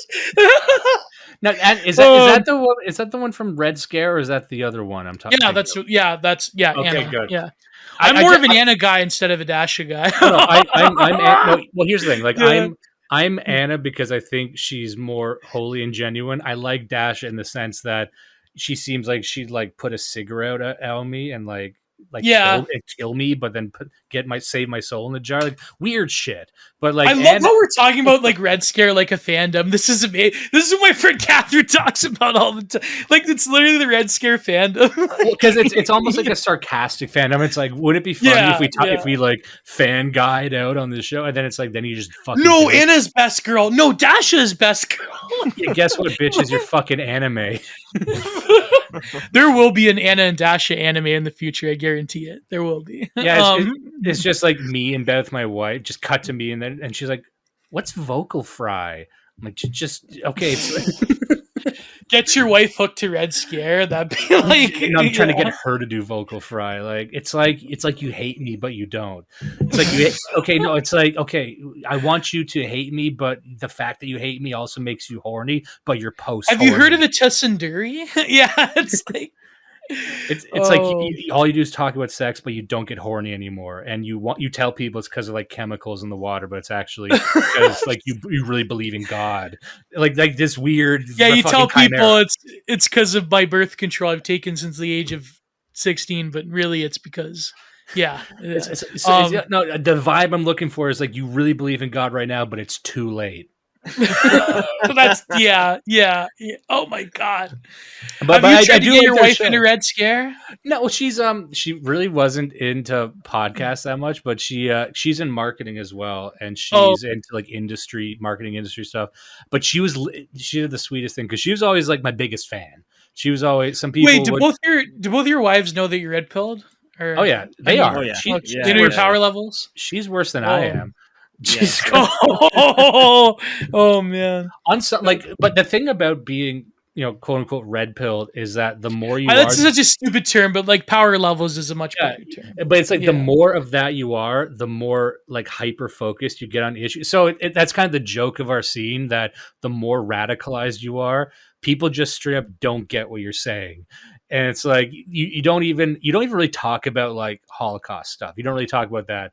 And you'll talk about like some really obscure fucking like old American war that they forgot about, and it's like you're so extreme that it doesn't even register as being extreme to the average person. Start talking about the Fenians, then it's like it's all over. It's like, oh, so I guess you're a Trump guy. It's like, no, I hate Trump. I'm actually trying to get a fucking Nigerian AI to run the government, and that government's the world. I'm a super fascist. Yeah, it's like you're extreme, but I don't know I don't know what to do with this sort of radicalism. I wonder if like someone in like Countercurrents or someone in like I'm trying to think of like the websites. I'm sure there's like some writer in like the Occidental Observer or whatever that has written the article Trump as viewed from the right. That could be like an amazing title. And once you get to that, it's almost too nerdy for people, and that's somewhat why we're safe. If they ask us about certain hot button topics, our take will be so nuanced within itself. It's like a black hole. It's a singularity that you can't even look at it really. That's what we always used to say at West Coast Reactions. We always said like, like cover wrong think in just layers of esoteria. Then people like don't realize like as soon as you start citing like, Sestri Devi instead of like, it's like, then it's like, people are going to like get freaked out. Also, a good example is this guy we interviewed on the show, Christopher Sandbatch, who runs Esoterica Americana. And like the classic thing would be like, okay, so which one, Washington or Jackson? He's like, Coolidge. And it just blows people's minds. Like, what does that even mean? Wasn't Coolidge like the ultimate libertarian, libertarian like president? Then you say that, and then he'd probably go off on an hour about how that's wrong. And then there's actually like this whole I don't know, like he's like really deep with that stuff, and I love listening to it. But that's the sort of radicalism. So my wife, to answer the question, she's not at that level. She's got like a lot of the surface level stuff, but she's still a woman. So I don't think she has that autism where she really wants to drill down until she hits the center of the earth. Nor would you want her to have that autism. Yeah, that's the thing. Like she got her own stuff she worries about. She's good on the most stuff, but she worries about the plants and the baking and all the other stuff. I'm the weirdo. I shouldn't even care about this. We were joking on the last podcast. Like no one in this scene wants to be here. Every single one of us would rather be on our farms milking our wives. But we're stuck here. What about you, Judas? Is your wife's pretty power level Yeah. truster? Yeah. She's we kind of came Nice. to it at the same time, so yeah. Well, Oh me, man. the whole joke was that Judas was, I would say, more red pilled before me. And for like many, many years, like when we were in the 20s, like he held sort of more fringe opinions, and then I just wasn't really tuned in at the same way. And then the whole joke is that I just come around to what he said like 5 years later. Yeah. We have a good dynamic. I'm the violent, retarded right anarchist, and Dimes reels me back in, and That's good. rationalizes my He's like a, violence. well, that's it. And he's, the joke he's made is like he's sort of like the Nick Rochefort from NDE, where he's just like, Yeah, I the just, trashy. Go out there, just just do it. Yeah. I want to nuke everyone. I want to nuke the world. I don't care. Like I would tell people he's like an ANCAP, and it's like, oh, like an ANCAP. He's like, yeah, because he wants to have slaves and nukes and a private army, and he wants to do all the stuff. He just It was like that tweet from like what was that tweet? I think it was from Pavel, where it's like back in the 70s you could basically murk UN agents in like Africa by like joining the Dutch military but now, as a mercenary, but now like you can't even say swear words on Twitter. Like, Return, man. Remember what they took from us. yeah, colonial operations in Africa through private military contractors. That's what they took from us. And they had aesthetic like shorts. It was amazing. And that's kind of where we come at, where I'm more like weirdly esoteric about stuff. Like I would say I'm almost like a fascist monarchist. And people say, what the fuck does that even mean? And I say, yeah, exactly. But I'm standing by it. But, because and we've covered all these books. We've spoken with, speaking of Mike from Imperium Press was a great one, because he comes at it from more of like a very interesting, very nuanced pagan perspective, and like the role of, we talk about the Juvenalian power structures. We talk about the role of, the history of monarchy, and we just had like Zoltanus and Culture Thug on talking about, the history of fascism. Again, this stuff is way more boring once you get into it, but that also means it's less cartoonish. So, the type of political ideology I have, we joke, it's like, yeah, it's not even real. Like, could this ever exist? Not really. So we have that. We have the ideal ideology. And then it's like, well, what do we do now? What do you do to survive? What do you do today, the next day, next week? That's where you get into the practical, like family stuff, mutual aid stuff, like what can we do to help each other's businesses? How can we help people to start, getting more financially secure? And, in your sort of sphere, where it's like, what can we do to make very, very good art, not good right-wing art, maximum overgrifting. Or that's it. Like, people also, maybe we as a scene got to retire this fear of, quote, grifting, where it's like anyone making money, we're suspicious. I had to like, overcome it. Yeah, man, I had to. Everyone should be making money, and there's some people who are making more money than they think they should, and some people, whatever. But I do think that we are getting to a point, and I'm excited about this, and I think I want to hear your thoughts on this, that I think there's no shortage of writers and artists and such on the right, and we're moving from just making right-wing art into just making good art. And I think we're getting to a point where we have to be a bit more critical of the art we're putting out there. Yes. And, not just people, not write out whatever you want. We got to start saying, okay, that actually sucks. Do a better job. Yeah, I think like, well, it's funny because and also, before I go, let me say, because you had a very, very good take on sort of trad memes and the trad aesthetic, and if you wanted to maybe weave that into, I thought that was, you might be talking to Oren McIntyre or someone about that, but sorry, continue. Yeah, I think I was, if I recall. Yeah, it's funny, like it's funny like how like before that like guys like Zoltanus and like Zolt and Cultured Thug, like they're quite interesting, but I don't understand like how there's like a contingent of people that just like irrationally hate them. Like, I mean, can I say, like, I know like it's a slur, and I tend to like, like the sort of like Wignat contingent. You know what I mean? There's Like, all kinds of like weird like internal battles going on. Like a yeah, lot of people, yeah, like yeah, Culture Thug was like the guy. He was the guy back then, yes, and I would yes, say yeah, I yeah, like him quite. We had a great talk, but yeah. I was listening to it. he would tell Yeah, you that he's sort of evolved in a different direction, and a lot of the people that were fans of him just throw him under the bus. So you have a lot of people kind of exiting that scene to try and do their own thing, and I don't know. The interview with Zoltanis, we're actually going to be airing. People's timelines are going to be fucked up because I'm actually going to air it this week, and yours is going to come out in a couple of weeks.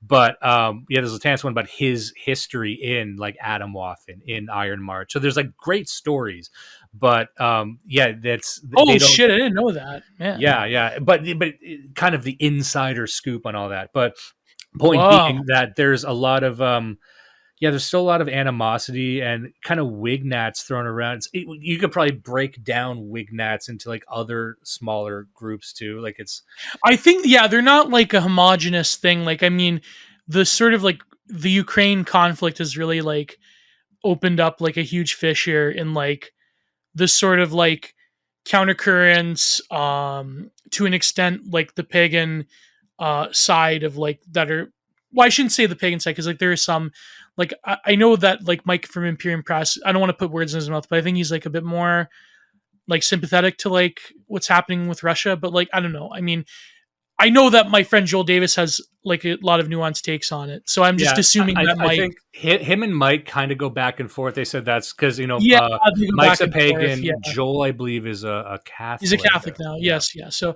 no, but I mean, like the sort of like faction that are very intensely pro Ukraine, because I mean, some of them have connections, blah blah blah. But like, I mean, there's that, but also there is like I'm more in the pro other country side of things. Like, Yeah, there's which I think like the majority of the dissident right, like I think probably because of people like BAP, like they tend to follow that side of it. But then there's always like these intense debates specifically around that issue because it encompasses a lot of like what people like think of when they think about white identitarianism and how, yeah.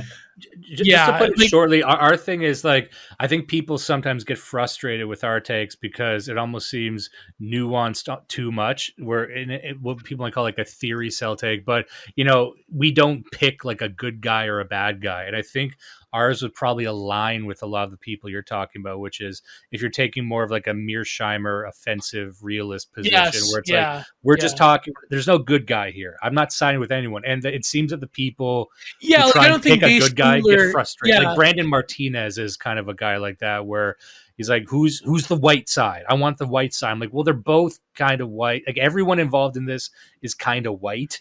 So what do you do with that information? You can't. So you can't right. just view it with that sort of telescope from a distance. Yeah, And like I don't have any illusions that like the based Putler is going to come and like Eurasianism is going to defeat the satanic West and that we're going to live in like, you know, I mean, maybe we'll live in a multipolar world one day. I mean, it's an inevitability, but I think that, yeah, like Russia is not like this Latrad based society by any means. And even people like BAP would admit that. Like, it's kind of a delusion. Like, even like the Eurasian thing is like memeified and overplayed. And like, you know, Dugin is not like the court jester of Putin, like by any means. I mean, I know people like in like a lot of these spheres, they like just intensely hate Dugin because of certain statements he has. And like I'm not like a quote unquote Duginist. I do think like I mean I'm sympathetic to a lot of his ideas, but I'm not like in the tank like hardcore like I'm an Islamo Duginist like or whatever. Like Yeah. yeah. I But wanted to joke with Zoltanis about that because we would do all these like meme ideologies like Floyd Mao, like George Floyd and a Maoist. Like, yeah, that's my ideology. But even the Ukraine thing we had talked about on the show prior to the invasion, we covered this book called The Grand Chessboard by oh yeah, Zamislav by Brzezinski. Yeah. And so you read that and you realize, oh, this was written in the 90s, I believe. And so since the 90s, America has openly been saying, what we want to do is push NATO right up into the next big arena of global governance is going to be Eurasia. We need to stake a claim and we need to push back on Russia. So it's like they've been saying this for decades, what they're going to do. Yeah, I didn't and they think have it was to prevent they have to prevent China from building that pipeline in Yeah, Afghanistan. So they have this has to, been the yeah. plan arguably since the 70s even. So I'm like, yeah, this is, I thought, who's surprised by this? This seems like a simple cause and effect, that there would be pushback against what is this obvious American encroachment. And with Ukraine caught in the middle, and my take was, well, and my family's Ukrainian. And we Oh, cover, that's right. Yeah, yeah. and we had covered this book, this fascinating book called The Gates of Europe, which is about the entire history of Ukraine. So if you look at Ukraine, Ukraine has a very tumultuous past, and Ukraine seems to be a nation that is always trying to. Ukraine as an identity really only kind of started in the past like century, realistically. Like it wasn't, Mhm. or even before that. I might be getting my timelines mixed up, but this idea of the Ukrainian identity is relatively new, and Yes, Ukraine, yeah. as we know it as a nation right now, its borders are relatively new. So I'm like, I can see an end game of this, and we were talking about this early on. I can see an end game where the Ukrainian people do exist, and the Ukrainian people do have a homeland. It just will not be the size that it is now, because it probably No, shouldn't it have been the can't size it be. is now.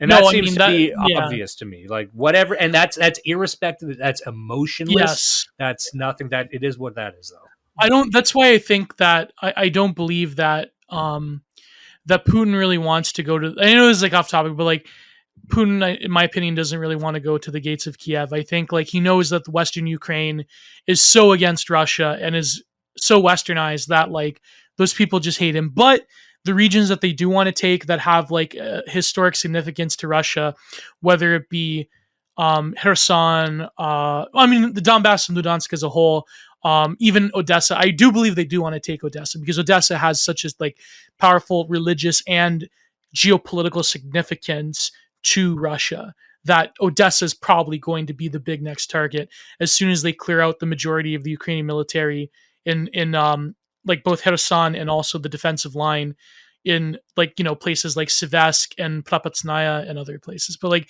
it's, yeah, I mean of course, like I mean I'm biased because like I follow people like the Duran and Gonzalo Lira, and I know like I'm getting biased information, but like Yeah. I do think like I side towards Russia a bit more because I think that the identity issue of the Ukraine is kind of like contested, and I know like another thing too is just my like totally like out there hatred of like our current government here, and the Yeah. fact that like there's so much ties between Canadian like multicultural ideology and like the Ukrainian diaspora, and the fact that like it's become a major sticking point. And I know it's kind of like petty and ridiculous to view like geopolitics that way.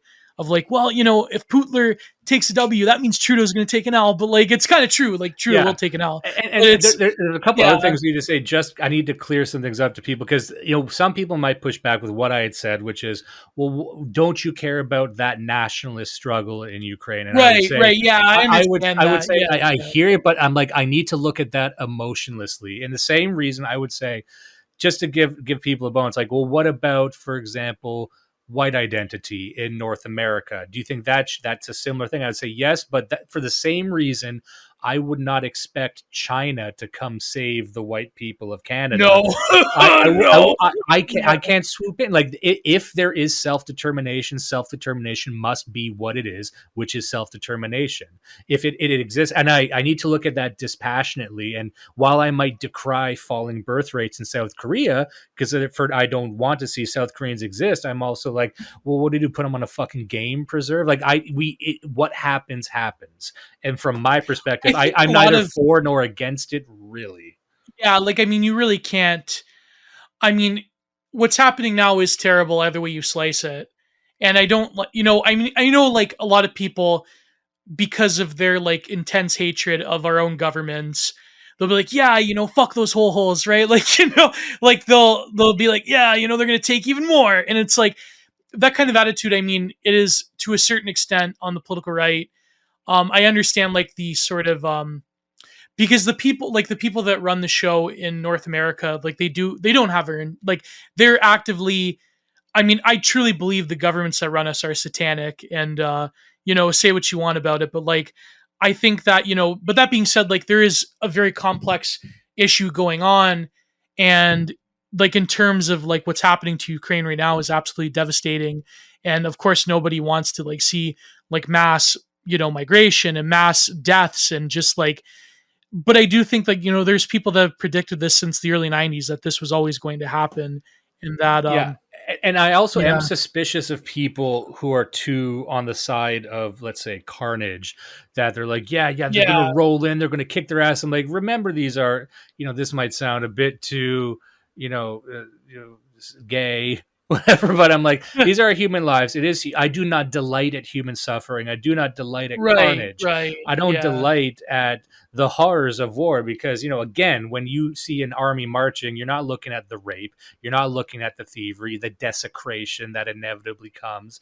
This thing that is occurring is an atrocity, no matter how you. And I would say that even if it yeah. was against people I hated, and I do not delight in atrocities. I think So I think it's because there is sort of like, because the contemporary right wing is sort of like under this immense like siege mentality.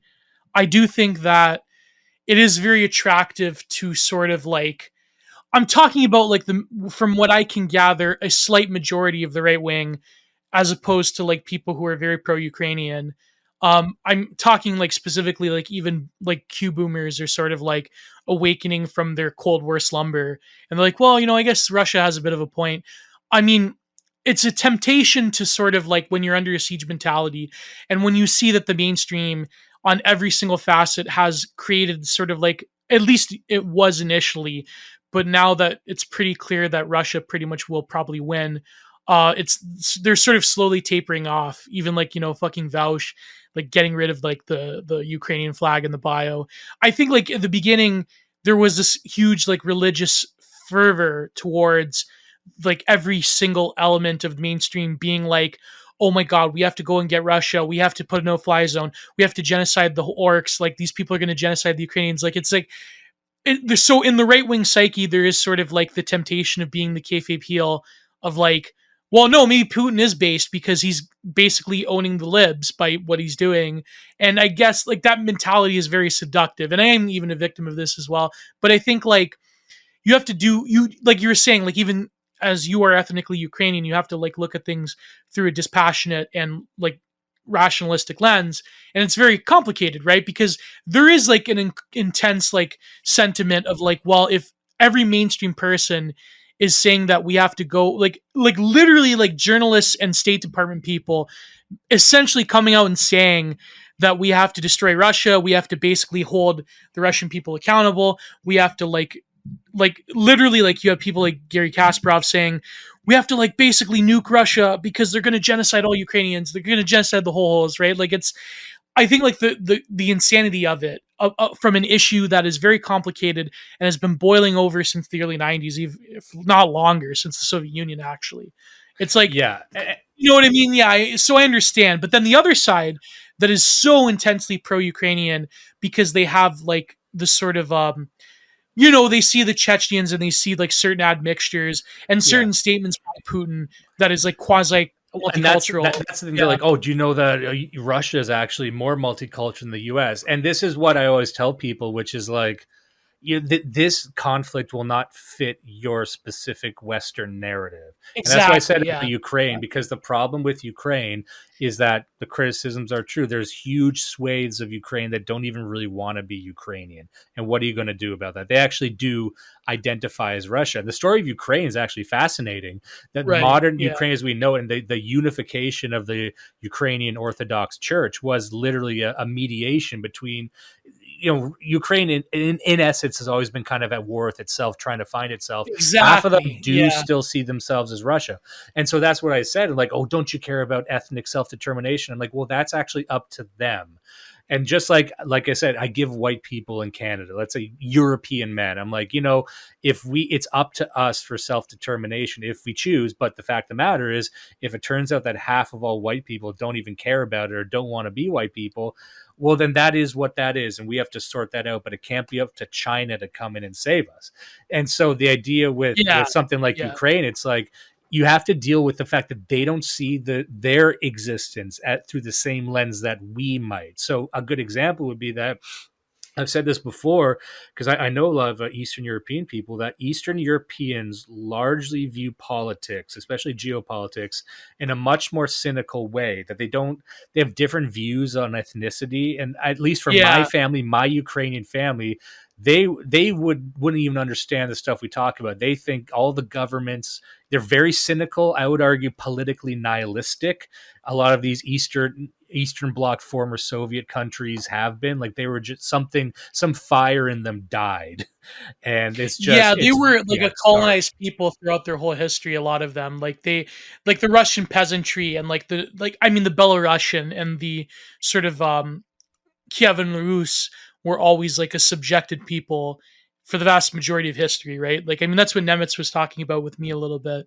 And then, of course, it carried on with the Soviet Union, and like they always had sort of like a cynical, like even like the sayings that they have, which are quite funny, but like they're funny in like a like tragicomic way, like trust but verify.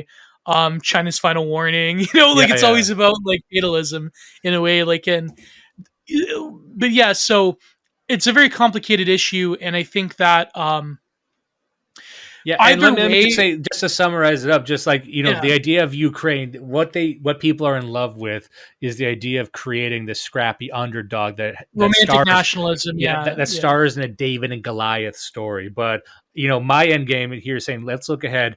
Ukraine is going to become a vassal state of someone. It's not going to stand on its own. That's what I was It gonna can. say. Yeah, yeah, yeah. It's Like, either going to be America or Russia. And if you're telling me to passionately care about one side, there's only one wrong answer, and it's the answer they got their fucking talons wrapped around. Is that Ukraine will be like France or something. It'll be like this standalone beacon of independent freedom. It's like, no, it's not destined to no, be that. no. So Well, I maybe mean, it's either better under Russia. I don't know. I mean, I think it is, but because I think that like I know this will probably piss off a lot of people, but like they do share a similar ethnogenesis to the Russians, to the Belarusians, and to like Finns even. Like there is a mixture of like Uyghur Finnic and then of course like Russian Slavic proper. I do think that their way of life very much is attuned to that region, but I do understand that given their history, why they would be immensely skeptical of wanting like why would they be afraid to like basically be a subsidiary of the Russians? Like I understand like why all of their neighbors hate them, like Yeah, except for and Serbia. also But like yeah, just for people to say, like, just show everyone that we're not heartless men. I think the exact same thing that's happening in Russia is in fact happening in Canada. There's a lot of right. similarities. Let's look at Canada as a nation. Can Canada exist as this total sovereign state? No, I Nope. think Canada Nope.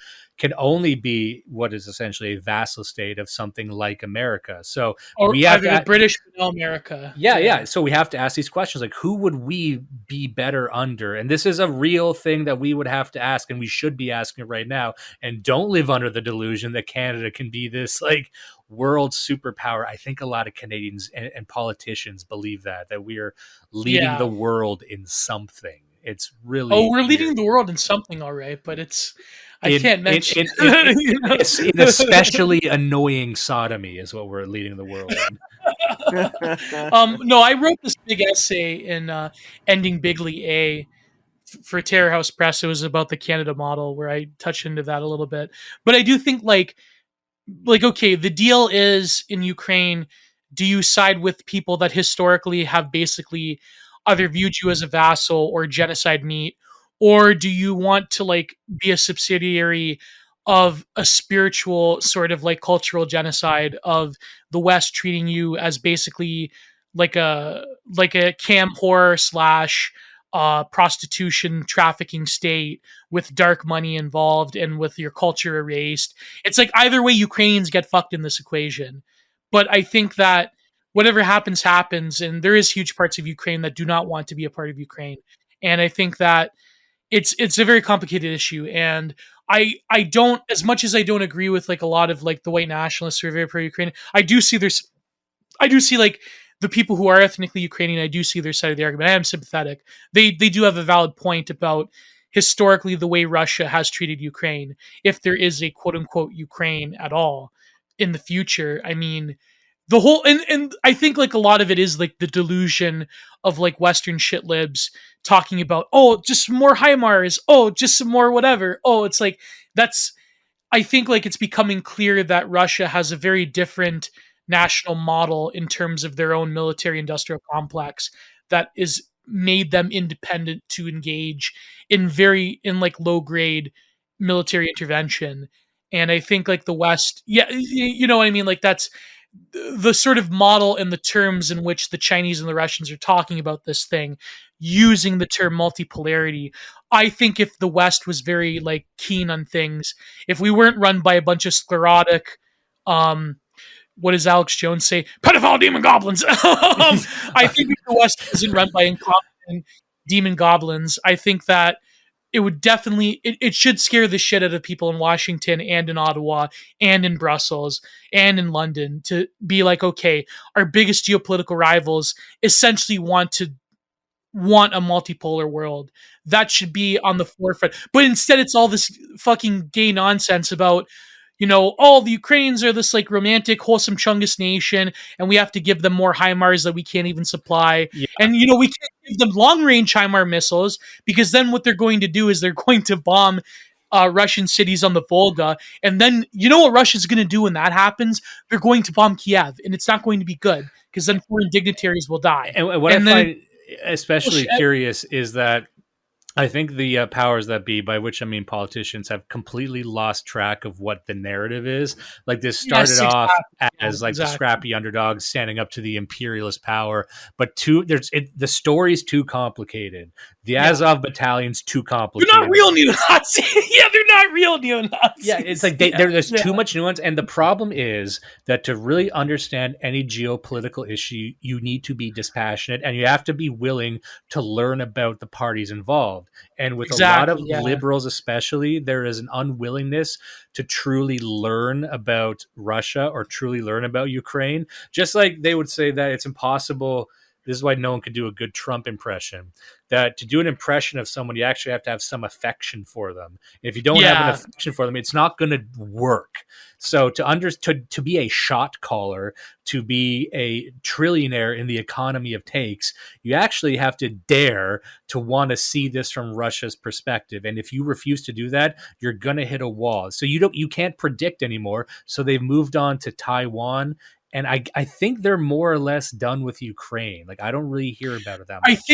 I think that as Russia gains more territory, and as I think like a lot of the military advisors in America, they probably know, and in London, they probably know that the majority of the Ukrainian military is built up around that area. And they know that if Russia like systematically destroys all of these buildups, that it's like, oh fuck, what are we gonna do? Like, I think like the thing is, you can't, the West, like North, like America in particular, they'll take like very complex issues. Like you talk about Azov Battalion, right? Like that's just like the history of Azov is interesting. But like you take like these people that have very unique and specific historical and ethnic and quasi-ideological hatreds of each other, and they exist in a very complicated arrangement towards one another on a historical and current geopolitical basis. The West, like America in particular, comes in there and it's like, okay, these are the good guys. They're the wholesome Chungus freedom fighters, and these are the evil fascists.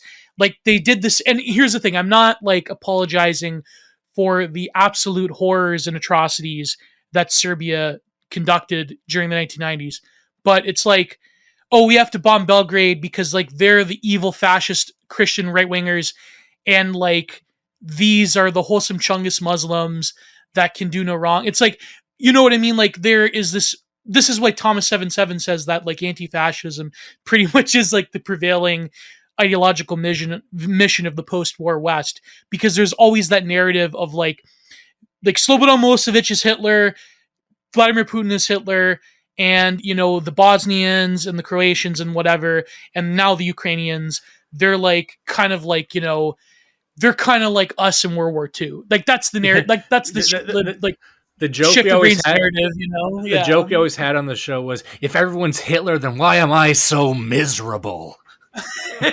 Yeah, like that's, oh my god, like no, but you know what I mean. Like, you know, I think like again, this is not like an apologia for Serbia and what they did. They did like, I like a lot of the paramilitary groups, like with the rape camps and the genociding, and I mean, I'm not obviously, but I think like I'm consciously aware that this show is on Odyssey. This is why I'm using these words, because I can't use this on YouTube. G word, But that's what I mean. I think like they're very complex issues, and I know I'm just like nuance broing it, but I do think that there is sort of like also a tendency on the dissident right to be like, oh yeah, Serbia's based, Russia's based, they're fucking owning the West, like they're owning the libs. And there's some people that are like, yeah, China's owning the libs.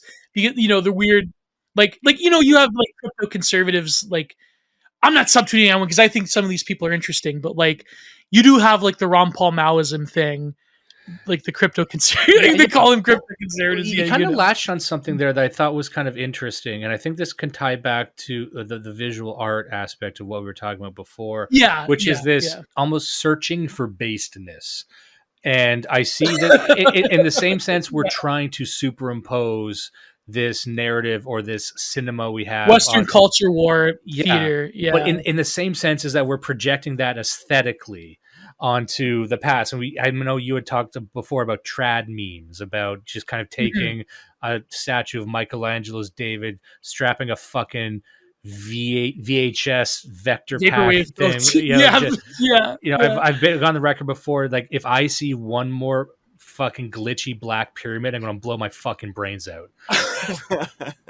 And it's like the Bass Pro Shop pyramid with like the white pharaoh. Yeah. but I think there's something there. Like you're searching almost, and I don't want to use this term flippantly, but almost like a shallow aesthetic value in something while not understanding it. Like you start with the aesthetics and you're just putting wallpaper on stuff, and it's like look, and that the entire.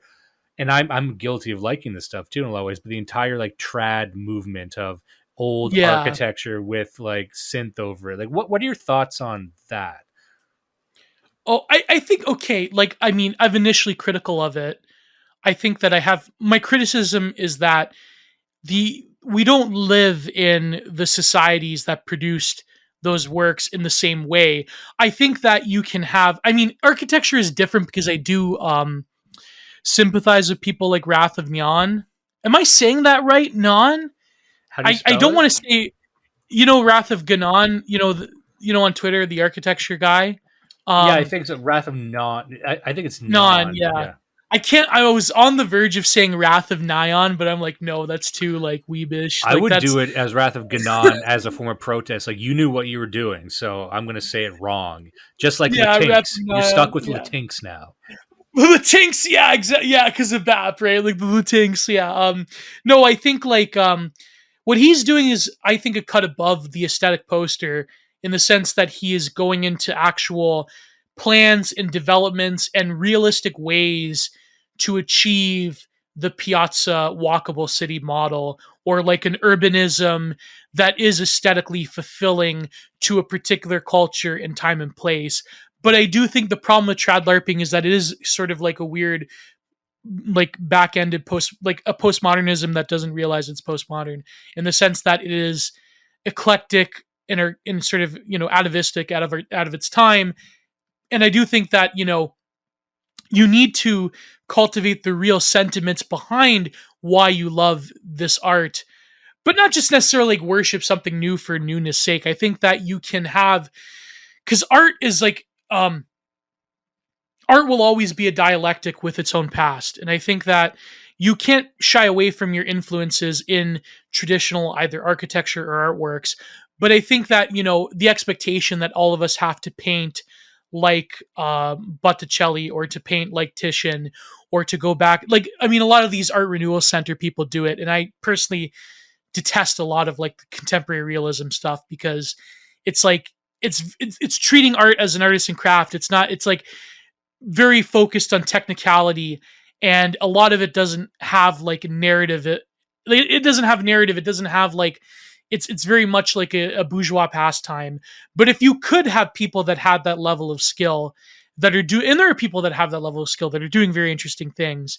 I just think that the model of like atelier training and art renewal center stuff is sort of like, that has its own unique problems. And in some ways it's just as contemporary art, because they don't like take the real spirit of what the old masters were doing. They're sort of like worshiping this like 19th century academicism, like Bouguereau.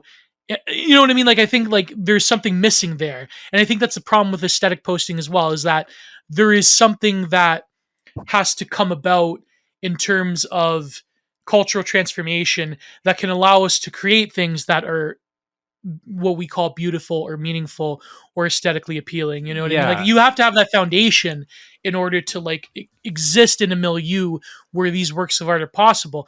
But even if they are possible, even if we do arrive at that culture, we're not going to like one for one replicate what, you know, what Tiepolo or Rubens or what you know the church masters in the architects, what they were doing. There was a certain name that they built the cathedrals in the medieval period. I forget the name, the school of monks who were architects. But yeah, you know what I mean? Like I think like that's my main criticism. I don't like, you know, I used to be a bit harsher on them, but I do understand that like as sort of like a counter narrative to the whatever you want to call it, like the ugliness of like global homo or whatever. Like I do understand that these aesthetics become weaponized against the prevailing, you know, the prevailing disgusting satanic pedophile demon goblin order.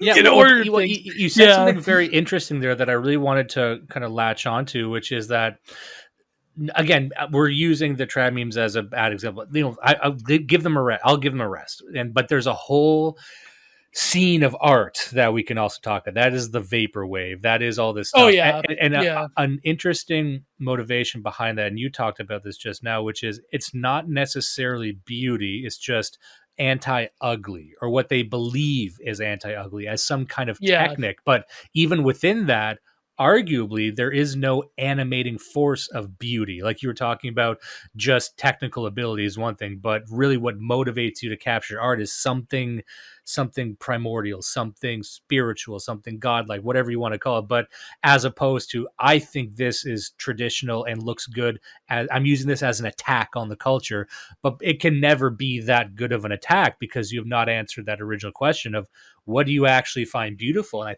think this is where it marries so well to politics, and you've spoken on this before, and I found it fascinating, which is Yeah. like, unless you understand what beauty and positivity is, what the fuck do you think you're going to accomplish? And I think that's endemic in our scene, which is it's just either we're selling depression or we're selling depression with a gold trimming on it, Or we're selling like schizophrenic power fantasies that aren't going to like manifest into reality anytime soon. Like I think the vaporwave thing is interesting because I think that initially vaporwave was a promise of something different. It had a flair of like Italian futurism or whatnot. It had sort of reconciliation with like modern techniques and technology.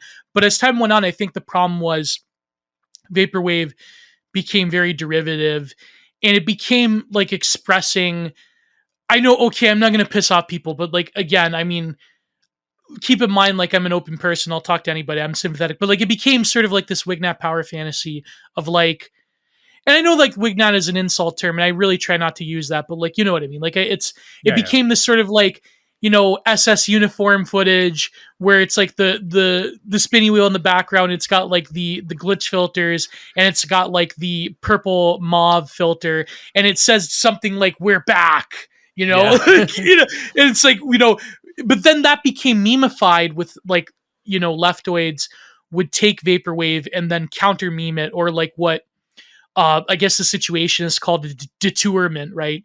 I mean, there's people that take like Stone Toss comics and they try to do this, but it never works because Stone Toss, I think, like speaks to a heart of like the right wing chud like nobody else, and I think like he's so clever that way, and that you can't really spoof him, right? Yeah, but no, like, so vaporwave, and let me just say, Stone Toss is Yeah. not only possibly the greatest political cartoonist of the Next to last Van few Garrison. generations, but possibly one of the best cartoonists, period. Yeah. Oh yeah. He's got everything. Yeah. If you understand that he understands not only to tell a story. I always say a good cartoonist and a good visual storyteller can tell the story without speech bubbles. And the fact of the matter is, you can, for most of it, look at a Stone Toss comic, remove the speech bubbles, and tell what's going on. And that is the mark of a good, you know, visual storyteller, and that's missing on 99% of comic people. Sorry to do a bit of a deep. Yeah, exactly. And there's there's other examples like my friend Owen Cyclops, but I think like Oh, I love don't Owen Cyclops. I might be trying to get Yeah. him on if he wants to show up. Oh, sure, I could put in a good word. I spoke to him a I few don't times in the past, but yeah. Anyway, I love that guy. I don't consider him. I wouldn't call him a cartoonist, though. I would consider him an illustrator and an artist, though. Like that's the distinct. I would consider him an illustrator in a classic sense of doing very nuanced and thought out, very narrative pieces, but within the confines of a very unique aesthetic and a very unique approach to it. I mean, you both have done illustration work, so you know what I'm talking about. But like, it's you know what I mean. So, but anyways, about the vaporwave. I think the problem was that there was sort of like a detourment where leftoids would like usually of the certain, programmer thigh high socks variety, if you know what I'm talking about. Those type of people, they would take vaporwave and they would like rearrange the words to say like, I don't have a girlfriend, therefore we're back, therefore Hitler, therefore like, and people even do this with like Amarna people nowadays where they'll like have like the Paul Sal Chud and they'll have like the shirt on that says millions must die, like hashtag millions must I don't have a girlfriend, therefore millions must die. It's funny because like even BAP like jokingly said, annihilate everything that exists, right? And I had this tweet once where I said like I have no GF, therefore annihilate everything that exists, right? Yeah. Like it's And again, it's kind of like the self-awareness parody that's at such a light speed now that the moment we even if we grasp onto something that might have some truth and beauty to it, we subvert it ourselves and we almost make fun of ourselves. Like to find something that's beautiful, I would say, if I could speak to everyone, I'd say, let's have a fucking brainstorming session. Like, what do you think beauty is? Someone raises their hand, says, trad girl in Wheatfield. Okay. Let's put down the maybe pill. What else? Like, literally, let's start coming out as a group. Like, what the fuck do you actually find beautiful? What are you actually trying to do? Because when left to our own devices, we come up with fucking, like, Iron Mart shit. It's guys in gas masks in front of Apocalypse. And I'm like, what? Yeah, Otto Dix did that before. Yeah. Otto Dix did that in the past. Like that's even like the futurists, and I've given them a bit of heat in the past. If you look at even traditional futurism, even their ideal future is like violence and fucking like gay sex, all like weird shit. It's not beautiful. It's just the homofash thing is there is a contingent. Yeah. Well, what's funny is I know Zochers are bashing them. I think that there is something very unique to like. I'm gonna get in trouble for this. I don't know who I'm gonna piss off. I'm gonna piss off like Wayne Ashev's gonna piss off trads. There is something unique about the right wing gay person that I find fascinating. I think like there is a higher type of gay man that has been a driving force of creating art and culture throughout history, and so I think like there's always examples. There's even examples in the far right of like right wing gay people. But that have created interesting things or interesting concepts. And I know Italian futurism, a lot of their critics would say that like some of them were, anyways. I mean, just as an example, look at my co-host, Bazinga. Hey, you fucker, I'm still listening. But to address one criticism though, and this goes out to my frenemy, Paul Talk, my friend, and I know he's going to fucking listen to this. I know he's going to make another video about it. You old boomer. But I think like, okay, the criticism I've gotten is that I agree fundamentally with his side of things. That I think that it's true that, not all art has to have an overarching political or cultural or spiritual message. I do think that there is a place, even for like things that are just beautiful for their own sake, like the landscape, like certain still lifes. Although I'm not that big into still life.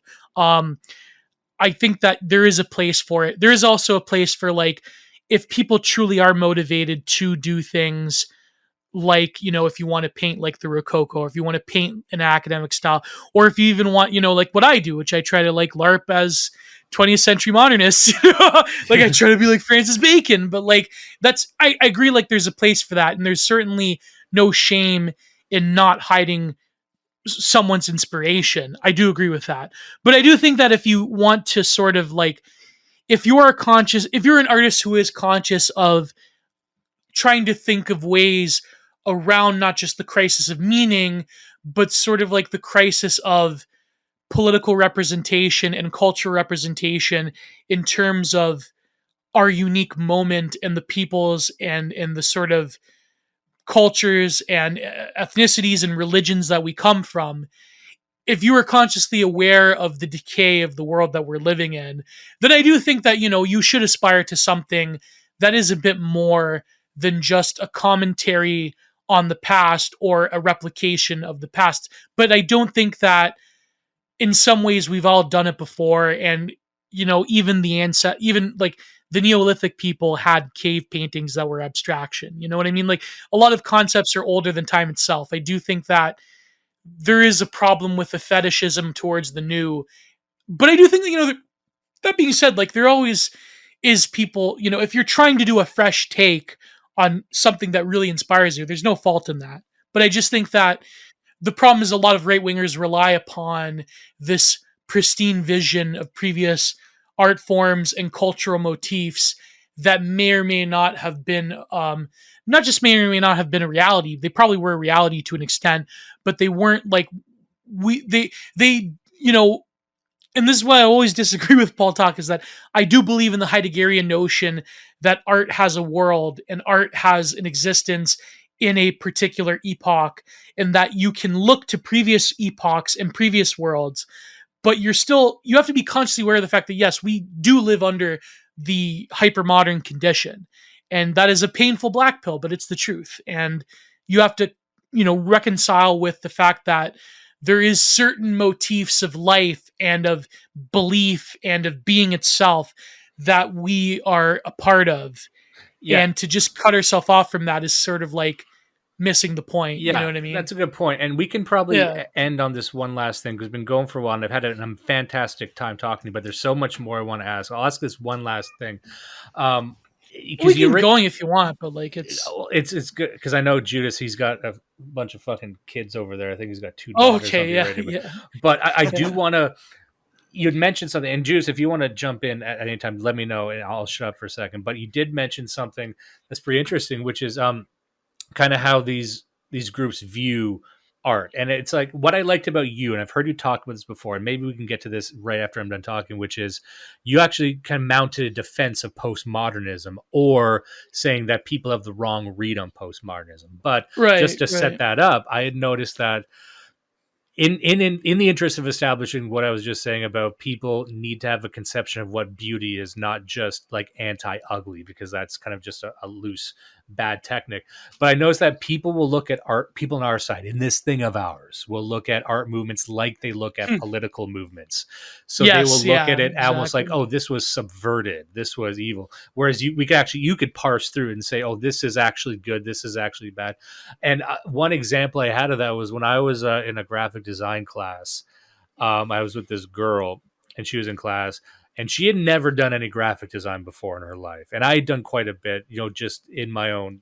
I did art. I dabbled in art, nothing at the level of you or Judas, but I did a lot of painting and things like that.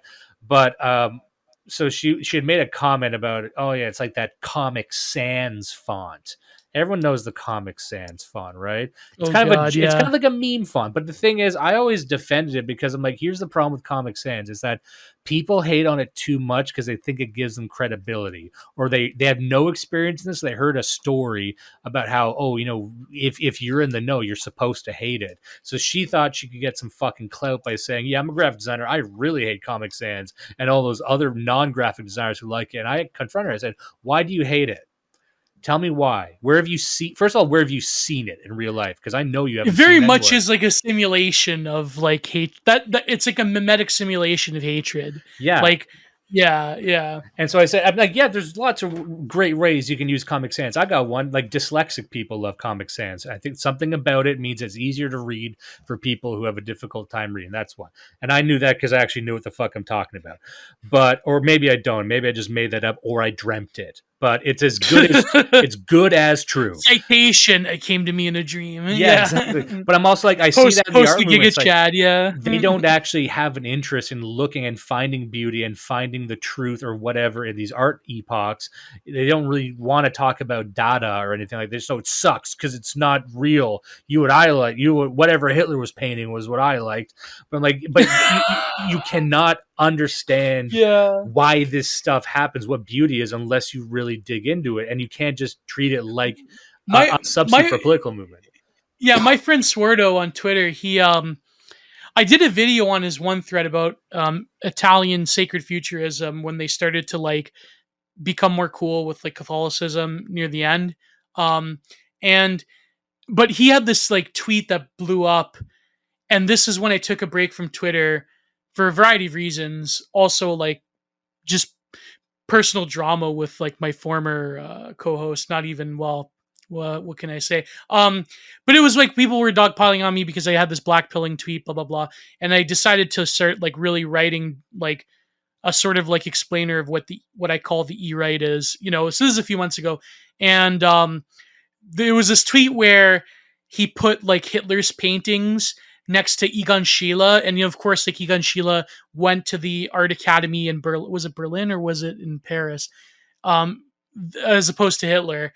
And it's funny how people in some ways recognize that despite the quote unquote ugliness of Egon Schiele and the way that he exposed the sort of horrific yet in some ways horrendously beautiful character of life at the bottom, especially among the sort of like eroticism between the John and the prostitute and like his experiences in the streets of Berlin. It's like people recognize that there's a verve there, that there's something, but it's not like aesthetically in terms of visual beauty, it's not very appealing. It's purposefully in a way, it really shows the machinations of sexual liberation way before even the sexual revolution. It was sort of like during the proto-sexual revolution in Germany that happened in Weimar, right? Like it's so, but then people were looking at Hitler's paintings and like, well, yeah, it's real beauty because he's like painting landscapes, he's painting castles, and it's sort of like, it doesn't have a coherent theme or an aesthetic. It's just like a sort of, a prosaic like picture of, pastoral or whatever.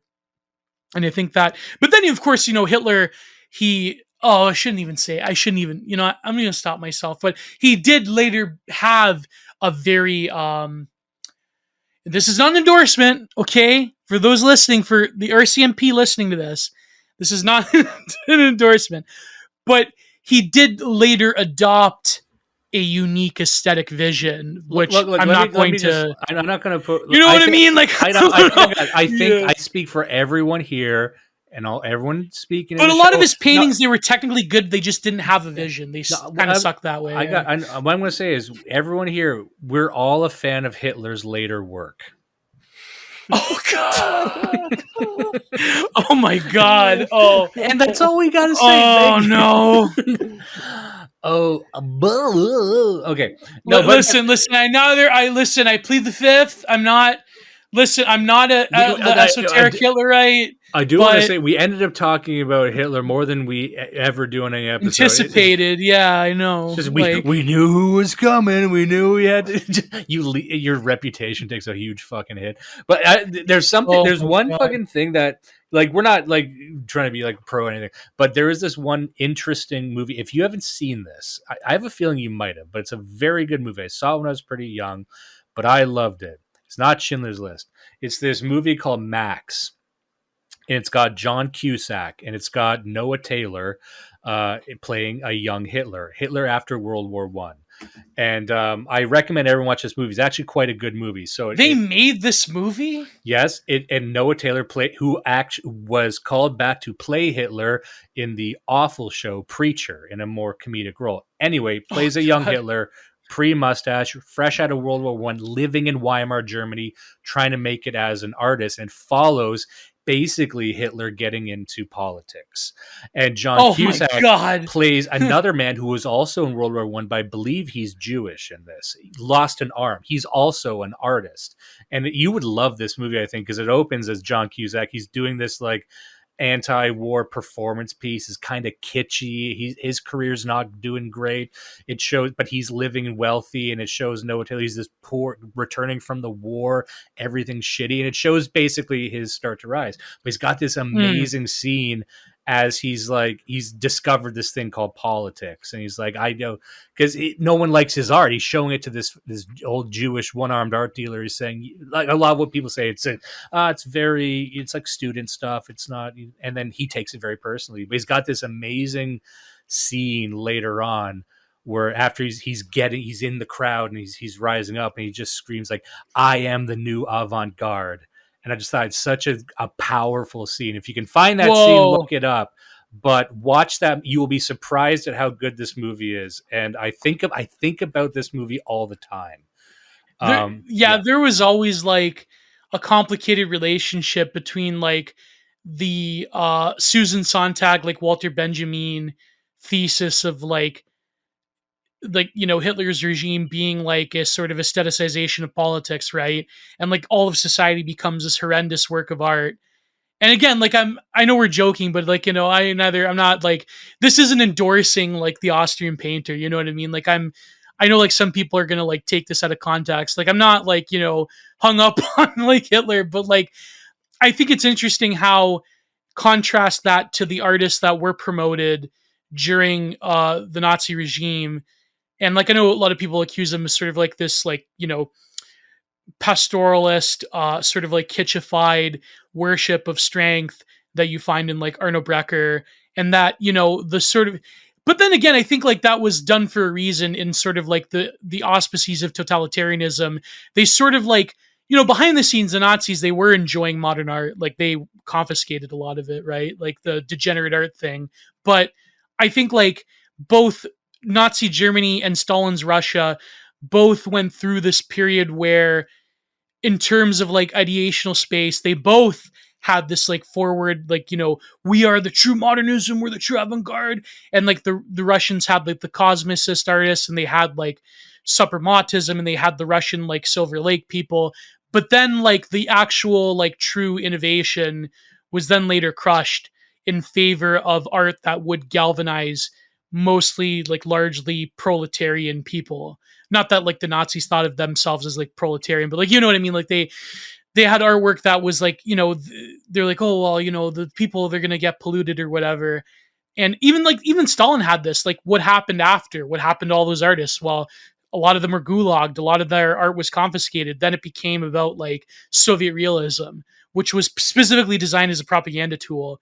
But I mean, I know, like, again, who am I going to offend, right? I'm going to offend like normal people, like the libs, or am I going to offend like esoteric Hitlerists that go into like all these like incredibly nuanced details about the aesthetic output of the Nazis? It's like, who the fuck am I going to offend now? Again, the pro-Hitler people have become almost so mutated by irony. It's like Hitler was Nigerian, and that's a good thing. Like it's so far into like, I don't know what this even is anymore. No, but I do think that there is a complicated relationship.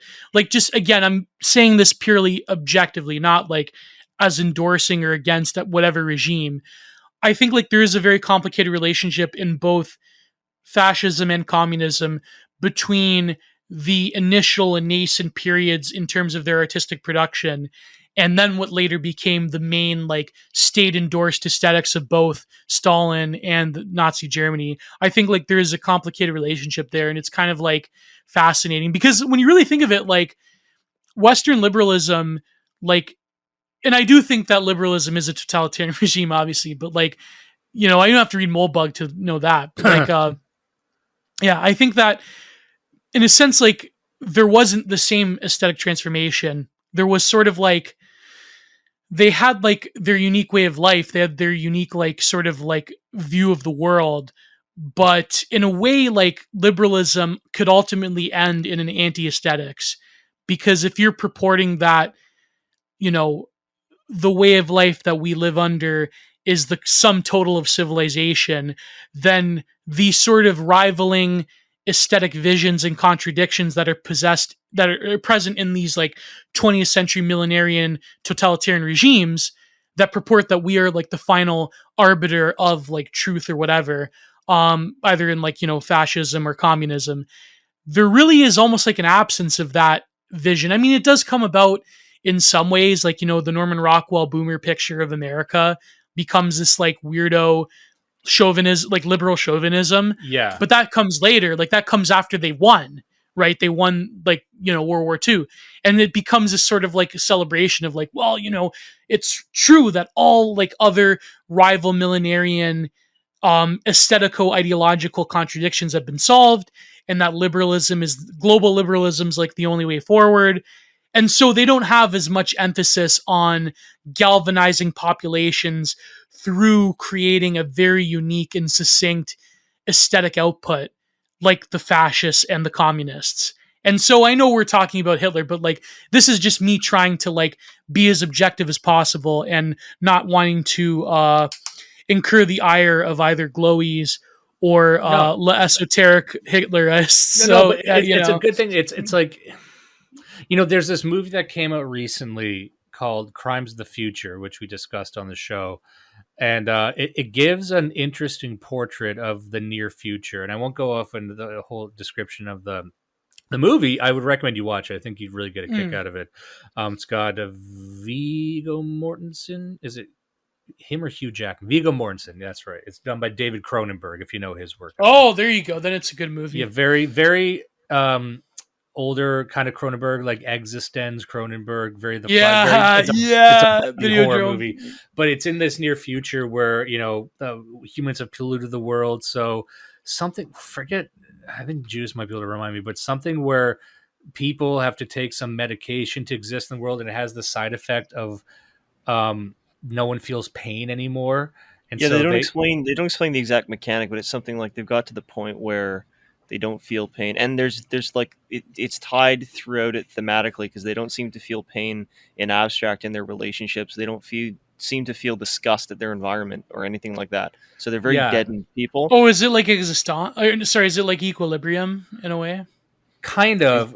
There's the shades of that, yeah. Yeah, it's like it's a dark world, but they have like public surgery exhibitions and stuff. So there's this idea that when you are in this world where you've solved some existential thing, like there's no more physical extreme trauma. Body mod will be like the new aesthetic. It'll be that's like what it is. Torture Garden everywhere. It's like once you remove that drive, like the perhaps the drive to find beauty is the drive to get as far away from death and decay as possible. And if you live in the world where death and decay is not a threat, you just splash. It's literally beyond the pleasure principle. Yeah. You splash around in those waters. Like if you're given, you see this happen, to give a political point of view, like you get $1 trillion, $1 billion, whatever crazy amount of money it is, we don't have to worry about anything anymore. All of a sudden you start doing really decrepit, evil shit, stuff that doesn't make any sense. So it's like this idea of perhaps pursuing beauty, because taking this idea of beauty as a momentum, as a direction, like we were talking about before. But I think you need a direction of movement, and like the idea you're saying, this idea of like liberalism being death or even satanic, because it is stasis. That is what the end of history is. It is a permanent materialistic stasis. And can beauty even exist in that? Because there is no pursuit, or there is no momentum or direction away from anything. It just sits there and rots in this sort of gray water. And is that just the inevitability? It's like what someone said in this Reddit post about the term the bug man. Nothing grows and nothing dies. As like the end of history subject. And it's like, you won, but in accomplishment there can be no beauty. And then you can interpret that the other direction, like to accomplish anything you need pain, you need effort, you need maybe you need trauma, things like that. Anyway, we can go like that's what I mean. Like the Nazis and the communists, they had a very specific aesthetic vision because they had a very specific vision of the subject. But in the absence of that, liberalism in its anti-aesthetics has a sort of like always a negative picture of the subject being this homogeneous blob, because like they purport that, literally all historic contradictions have been solved, and that, the only way forward is this sort of like global planetary gray blob. I know it's a meme term, but like it's true, like the way that we picture it as like the solving of all difference and contradiction. That is why liberalism the only sort of like grand aesthetic vision is like literally like humans of flat design or something like that. Like it's not like, say what you want about the communists or the Nazis, they did have like they had like probably a horrendous picture of like, you know, the subject, but they had like a unique picture of what humanity was post revolution or post restoration or post Labetstrom or whatever, like Soviet or Nazi like term you want. They had like this strange, like secularized teleology to what they figured would be like, you know, the new man, right? Like the new Soviet, the new socialist man, or the whatever the term Nazis used. Like it's, you know what I mean? Like I think, and Yeah. that's why I think, you know, it's true that anti-fascism has become this like weird like secular religion in the West, because in a way it's like, you know, it's stamping out like the reminders of any sort of like difference that there is. I mean, even the sense like this is how a lot of, you know, communist radicals in the 60s and 70s got subverted, and even nowadays, like a lot of the energy of you know, left-wing groups, they are also subverted by the regime for this reason, right? Like, yeah. Sorry, I'm just fucking rambling right now. I don't know what I'm saying. You said you said a lot of great things there. I do think we need to end now, though, because I could talk for another 5 hours. I think we should have you on again. And Yeah, that'd be great. I've Great. greatly for enjoyed. sure. I've greatly enjoyed this conversation because it's something we don't get to talk about that often, about visual, and there's a lot of people with very strong opinions on aesthetics and art and the purpose of art. Or I honestly think for most people, they just use art as a synonym for propaganda. Yeah, And- they use this synonym for politics, exactly. or my thing, which is advertising and marketing, which is I can tell when people describe what they want to do with their art, they're just describing an advertisement for their ideology. But then I think it's interesting to say that unless you can find a true aesthetic, maybe you don't even have politics. Maybe you don't even have a vision of the future. And if you don't have a vision of the future, what are we really doing? And there's people we don't like who have visions we disagree with, but even they had that, it seems. They do, well, yeah, the current like progressive, like global, like radical liberal, like global regime, they do have a vision of the future, which happens to be an extension of the present forever. It's sort of like when, and again, like let me repeat myself, like this is not an endorsement of like Soviet communism or like Nazi Germany. Like this is just like a recognition that there is a reason why, in some ways, the current liberal regime from the post-war period had to neutralize thinking of politics through the aesthetic in a lot of ways. That it has to be like, you know, in some ways, like you could say that kitsch is sort of like liberal and inherently liberal to an extent, but like, you know, I mean, yeah. So this thing about, what was I going to say?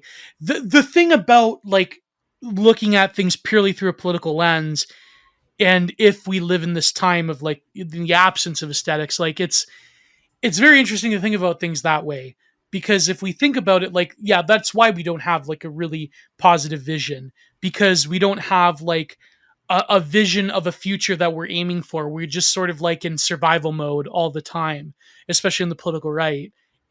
Wherever you stand within the political right, we have this commonality that we are sort of like under a siege mentality.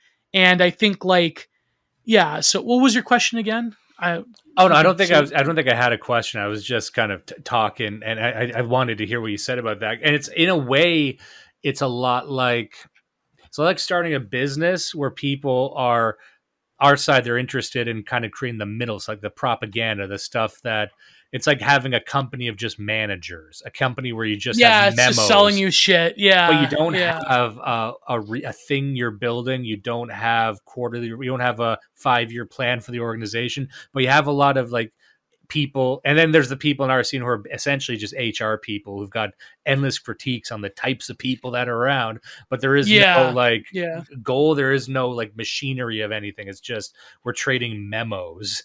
And then the memos keep looking nicer. Kind of, they have nicer things, but yeah. No, but even like the picture of like the positive vision that the regime has of itself is sort of dead, and it died with Obama. Like I remember like in the 90s, like as a child of like, you know, as a child of the millennium, man, like especially in Canada, like this sort of like the sort of positive vision of like we are the world and the millennium goals and we're going to solve climate change together. And it's like, that shit's gone. Like like their vision of the future is basically like gray blob eunuch. Like their positive vision of even their like the way that they coach their terms of like equality and freedom and all this crap, like that even is just a foil for the extension of the president. And like the final thing I'll say is there was this great quote by Nick Land in Xenosystems. I believe it was like Xenosystems 1 or 2, where he said the problem is that like planetary liberalism currently, it's not like traditional like conservatism, which is that the past is like the primary thing and the present and the future is destroyed for the past. And it's not like, communism or like futurism or like certain forms of leftist thought where it's basically everything becomes about the future. In a way, he said the problem with our current regime and like the current, like whatever you want to call it, neoliberal order, is that it's essentially enslaving and destroying the past and the future for the aims of the present. It's the eternal present. And I think that's the big problem. And so in a sense, it's like that permanent stasis we were talking about, and then beauty obviously cannot exist in that environment. The only beauty that can exist is sort of like a weirdo, like fake sentimental postmodern version of it, sort of like what like a lot of these like Reddit shitlibs and hipsters, they adopt the hipster's dead, you know what I mean, the soy-egalitarian Redditor, they adopt like they adopt the squeakcore like wholesome chungus retardation. That's right. It's like the only beauty that's allowed to persist is two different types of animals become friends. Yeah, or like, I came out as trans to my dad and he was so supportive of me, and 100,000 likes after, right? Like, yeah. Like that type of like fake sentimentalism. And that's the thing. Yeah. They don't even have the equipment to judge something like beauty, because what they think is beauty is just being genuine. It's just like, oh my God, I felt like a human. That's so special. Yeah, it's like, that's the problem. I know he gets a lot of shit and he was canceled, and I know he probably hates our guts because we're on the political right, but like, Sam Chris, I always mention this. No, he had this.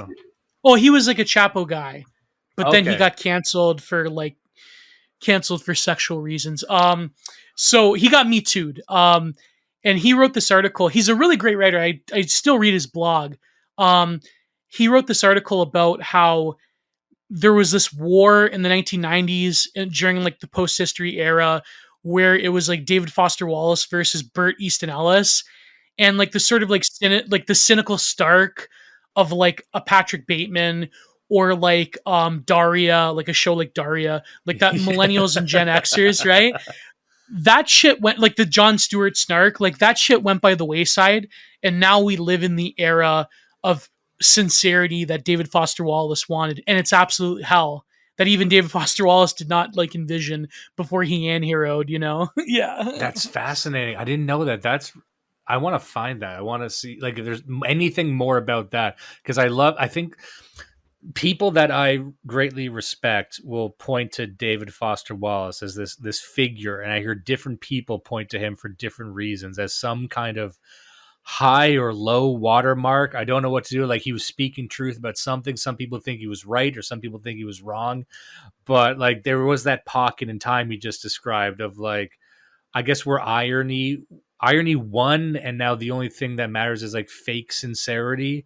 Like, everything's fake. And I was joking with Tyler Hamilton about this on the last interview. Oh yeah, which is, I'm like, it's funny that no one likes this. No one likes this society. No one's happy. Everyone hates it for different reasons, but I don't think there's one group aside from trannies that are happy. And I think the joke was, it was something like, the only people who like what's going on right now are insane perverts. They're the only ones. Yeah. And even they're not happy really, because they want more of it. So yeah, they just want they won't be until they crash the plane into the ocean. You know what I mean? But it's like, no one's happy. No one believes in anything. Everyone's just internalized. They won't be happy till all the chuds are in black box FEMA camps and they're being policed by like trans flag, like high thigh wearing, like Keflos people, like the you know what I mean? Like they're not happy till like all the chuds are in the camps, like really, like that's it's such a broken system where people like us, the ones who are supposed to be the idealists, are only idealistic about a cyberpunk dystopia. That's our happy yeah, I know tomorrow. that's really the rub of it, eh? That's yeah, exactly. That's why I keep harping on this thing. Like, we got to figure out what beauty, and some people do know it. I'm not saying nobody knows, right? Let's just put that out there. There are people who have an idea of what beauty and their perfect world is. You know, I'm just saying that there's some people who don't, maybe even me, or maybe some people are like, I want to live in the Shire from Lord of the Rings. And it's like, you know what? I'll take it. I'll take that for now as a starting point. But we need something that that feels like it has something you want to reach towards. Because really the only reaching I see anyone on the left or right doing is reaching, holding a knife to stab something. And it can't just be it can't just be atrocities all the way down going forward. Yeah. Yeah, that's why we sort of like, even like the meme over like certain ideologies in the 20th century, like that's, you know what I mean? Like even that becomes like this edgelord motif of like, you know, like debating over the nuances and the minutia of it, and like Telegram groups or like in Gab or, you know, on your 50th Twitter burner account. It's like, I mean, there's something, I don't know, I don't want to subtweet anyone. I do think like there are people doing genuine like intellectual work on like topics you can't like talk about. Like, you know, we mentioned Zoltanis and Culture Thug, right? But like, it's just like, yeah, it's all of us want like, I don't mean this like in a lib, like, you know, sentimental way, but I do think that it's true that we're basically just motivated by hatred. And like everybody is motivated by owning the enemy. And in a sense, I understand why. And I'm also like involved in the same culture war as everybody else. And I'm not saying this to be like I'm higher or I'm above it, because I'm clearly not. If you look at my fucking Twitter timeline, I'm not above this, right? Like I try to be different because, of course, I'm afraid of getting banned. But I think that, you know, I'm definitely in the muck and the mire, and I don't claim to be above it. But I do think that there must be something besides just us wanting to own the enemy, own the libs, or own the trannies, or own whatever. Like I think that owning them is, of course, like a cathartic act, and it is embodiment of like that 2016 original like me magic energy. But you have to take the positive vision of that, which is that, you know, quote unquote me magic delivered us very like very integral cultural W's. You can't just look at it as like, oh, we love Trump because Trump owned the libs. You have to look at like the whole re-entry of that aestheticization of politics. And let's face it, Trump in terms of policy was kind of largely a failure.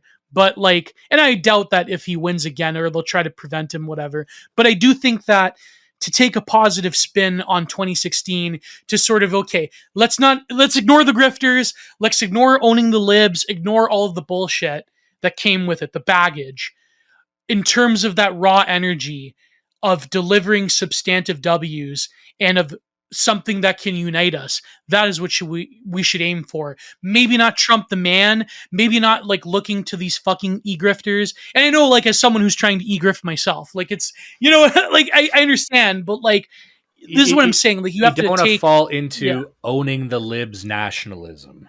You know, that as an ideology. And I do agree with that. And I do agree. If Trump taught us one thing, the one thing I want people to remember, and this is truly what I had felt when he had won, which was that, oh, I have some influence I didn't know I had.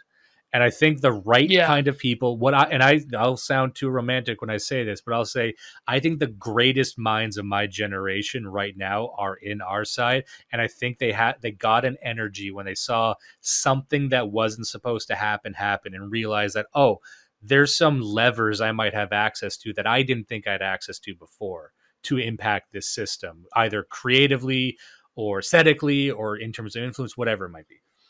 Yeah, exactly. Even though we are like by and large a subaltern population at this point. Yeah. I mean, so yeah. I will say we have to end on that. We're getting close to 3 hours now, and that was a Oh, fantastic man. interview. Thank We you. didn't even talk about Canada yet that much. I know. but- Well, yeah. I'm gonna get you back on work, and also if you ever wanted to do something, we can show up and do whatever in the future. I will talk all fucking day about you. Maybe we can, maybe do something with Content Minded next time. I would absolutely love to. We can talk about metal forever. I'm just gonna shout you there out a you couple new things. So we're talking about GiantGio. I'll be posting your links and everything in the description. Mhm. But remember, we're talking Content Minded podcast. We're talking the Digital Archipelago with our good friend the Prudentialist. Those are two shows you can catch pretty much every week, I believe.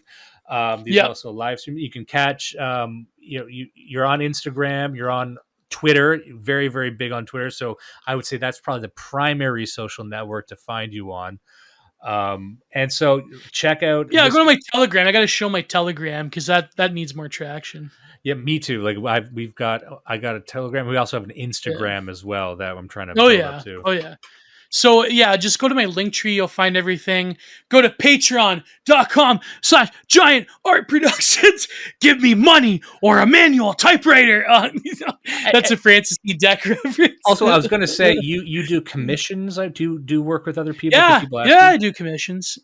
Do I work with other people? I was going to say, like, if people come to you and say, "Oh, I need art for something." Definitely. Yeah. If it's reasonable, if you like my style. I do have a Facebook page that archives all of my artwork because unfortunately my first Instagram account with like 2,000 followers got fucking hacked because they thought it was a friend from in real life, and it's anyways. So I'm trying to build up my new one, but if you do, I'm trying to also work on a seller's website, which I've been lazy in doing.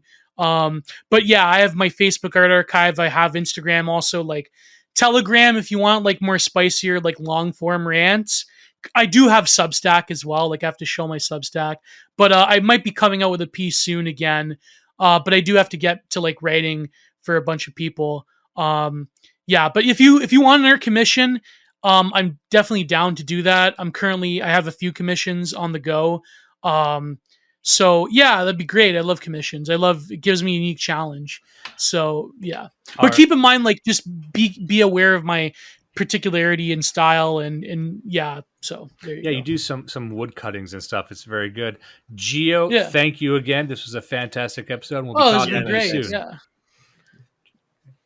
God bless. Do not let the rapists win. Listen and love Blood Satellite.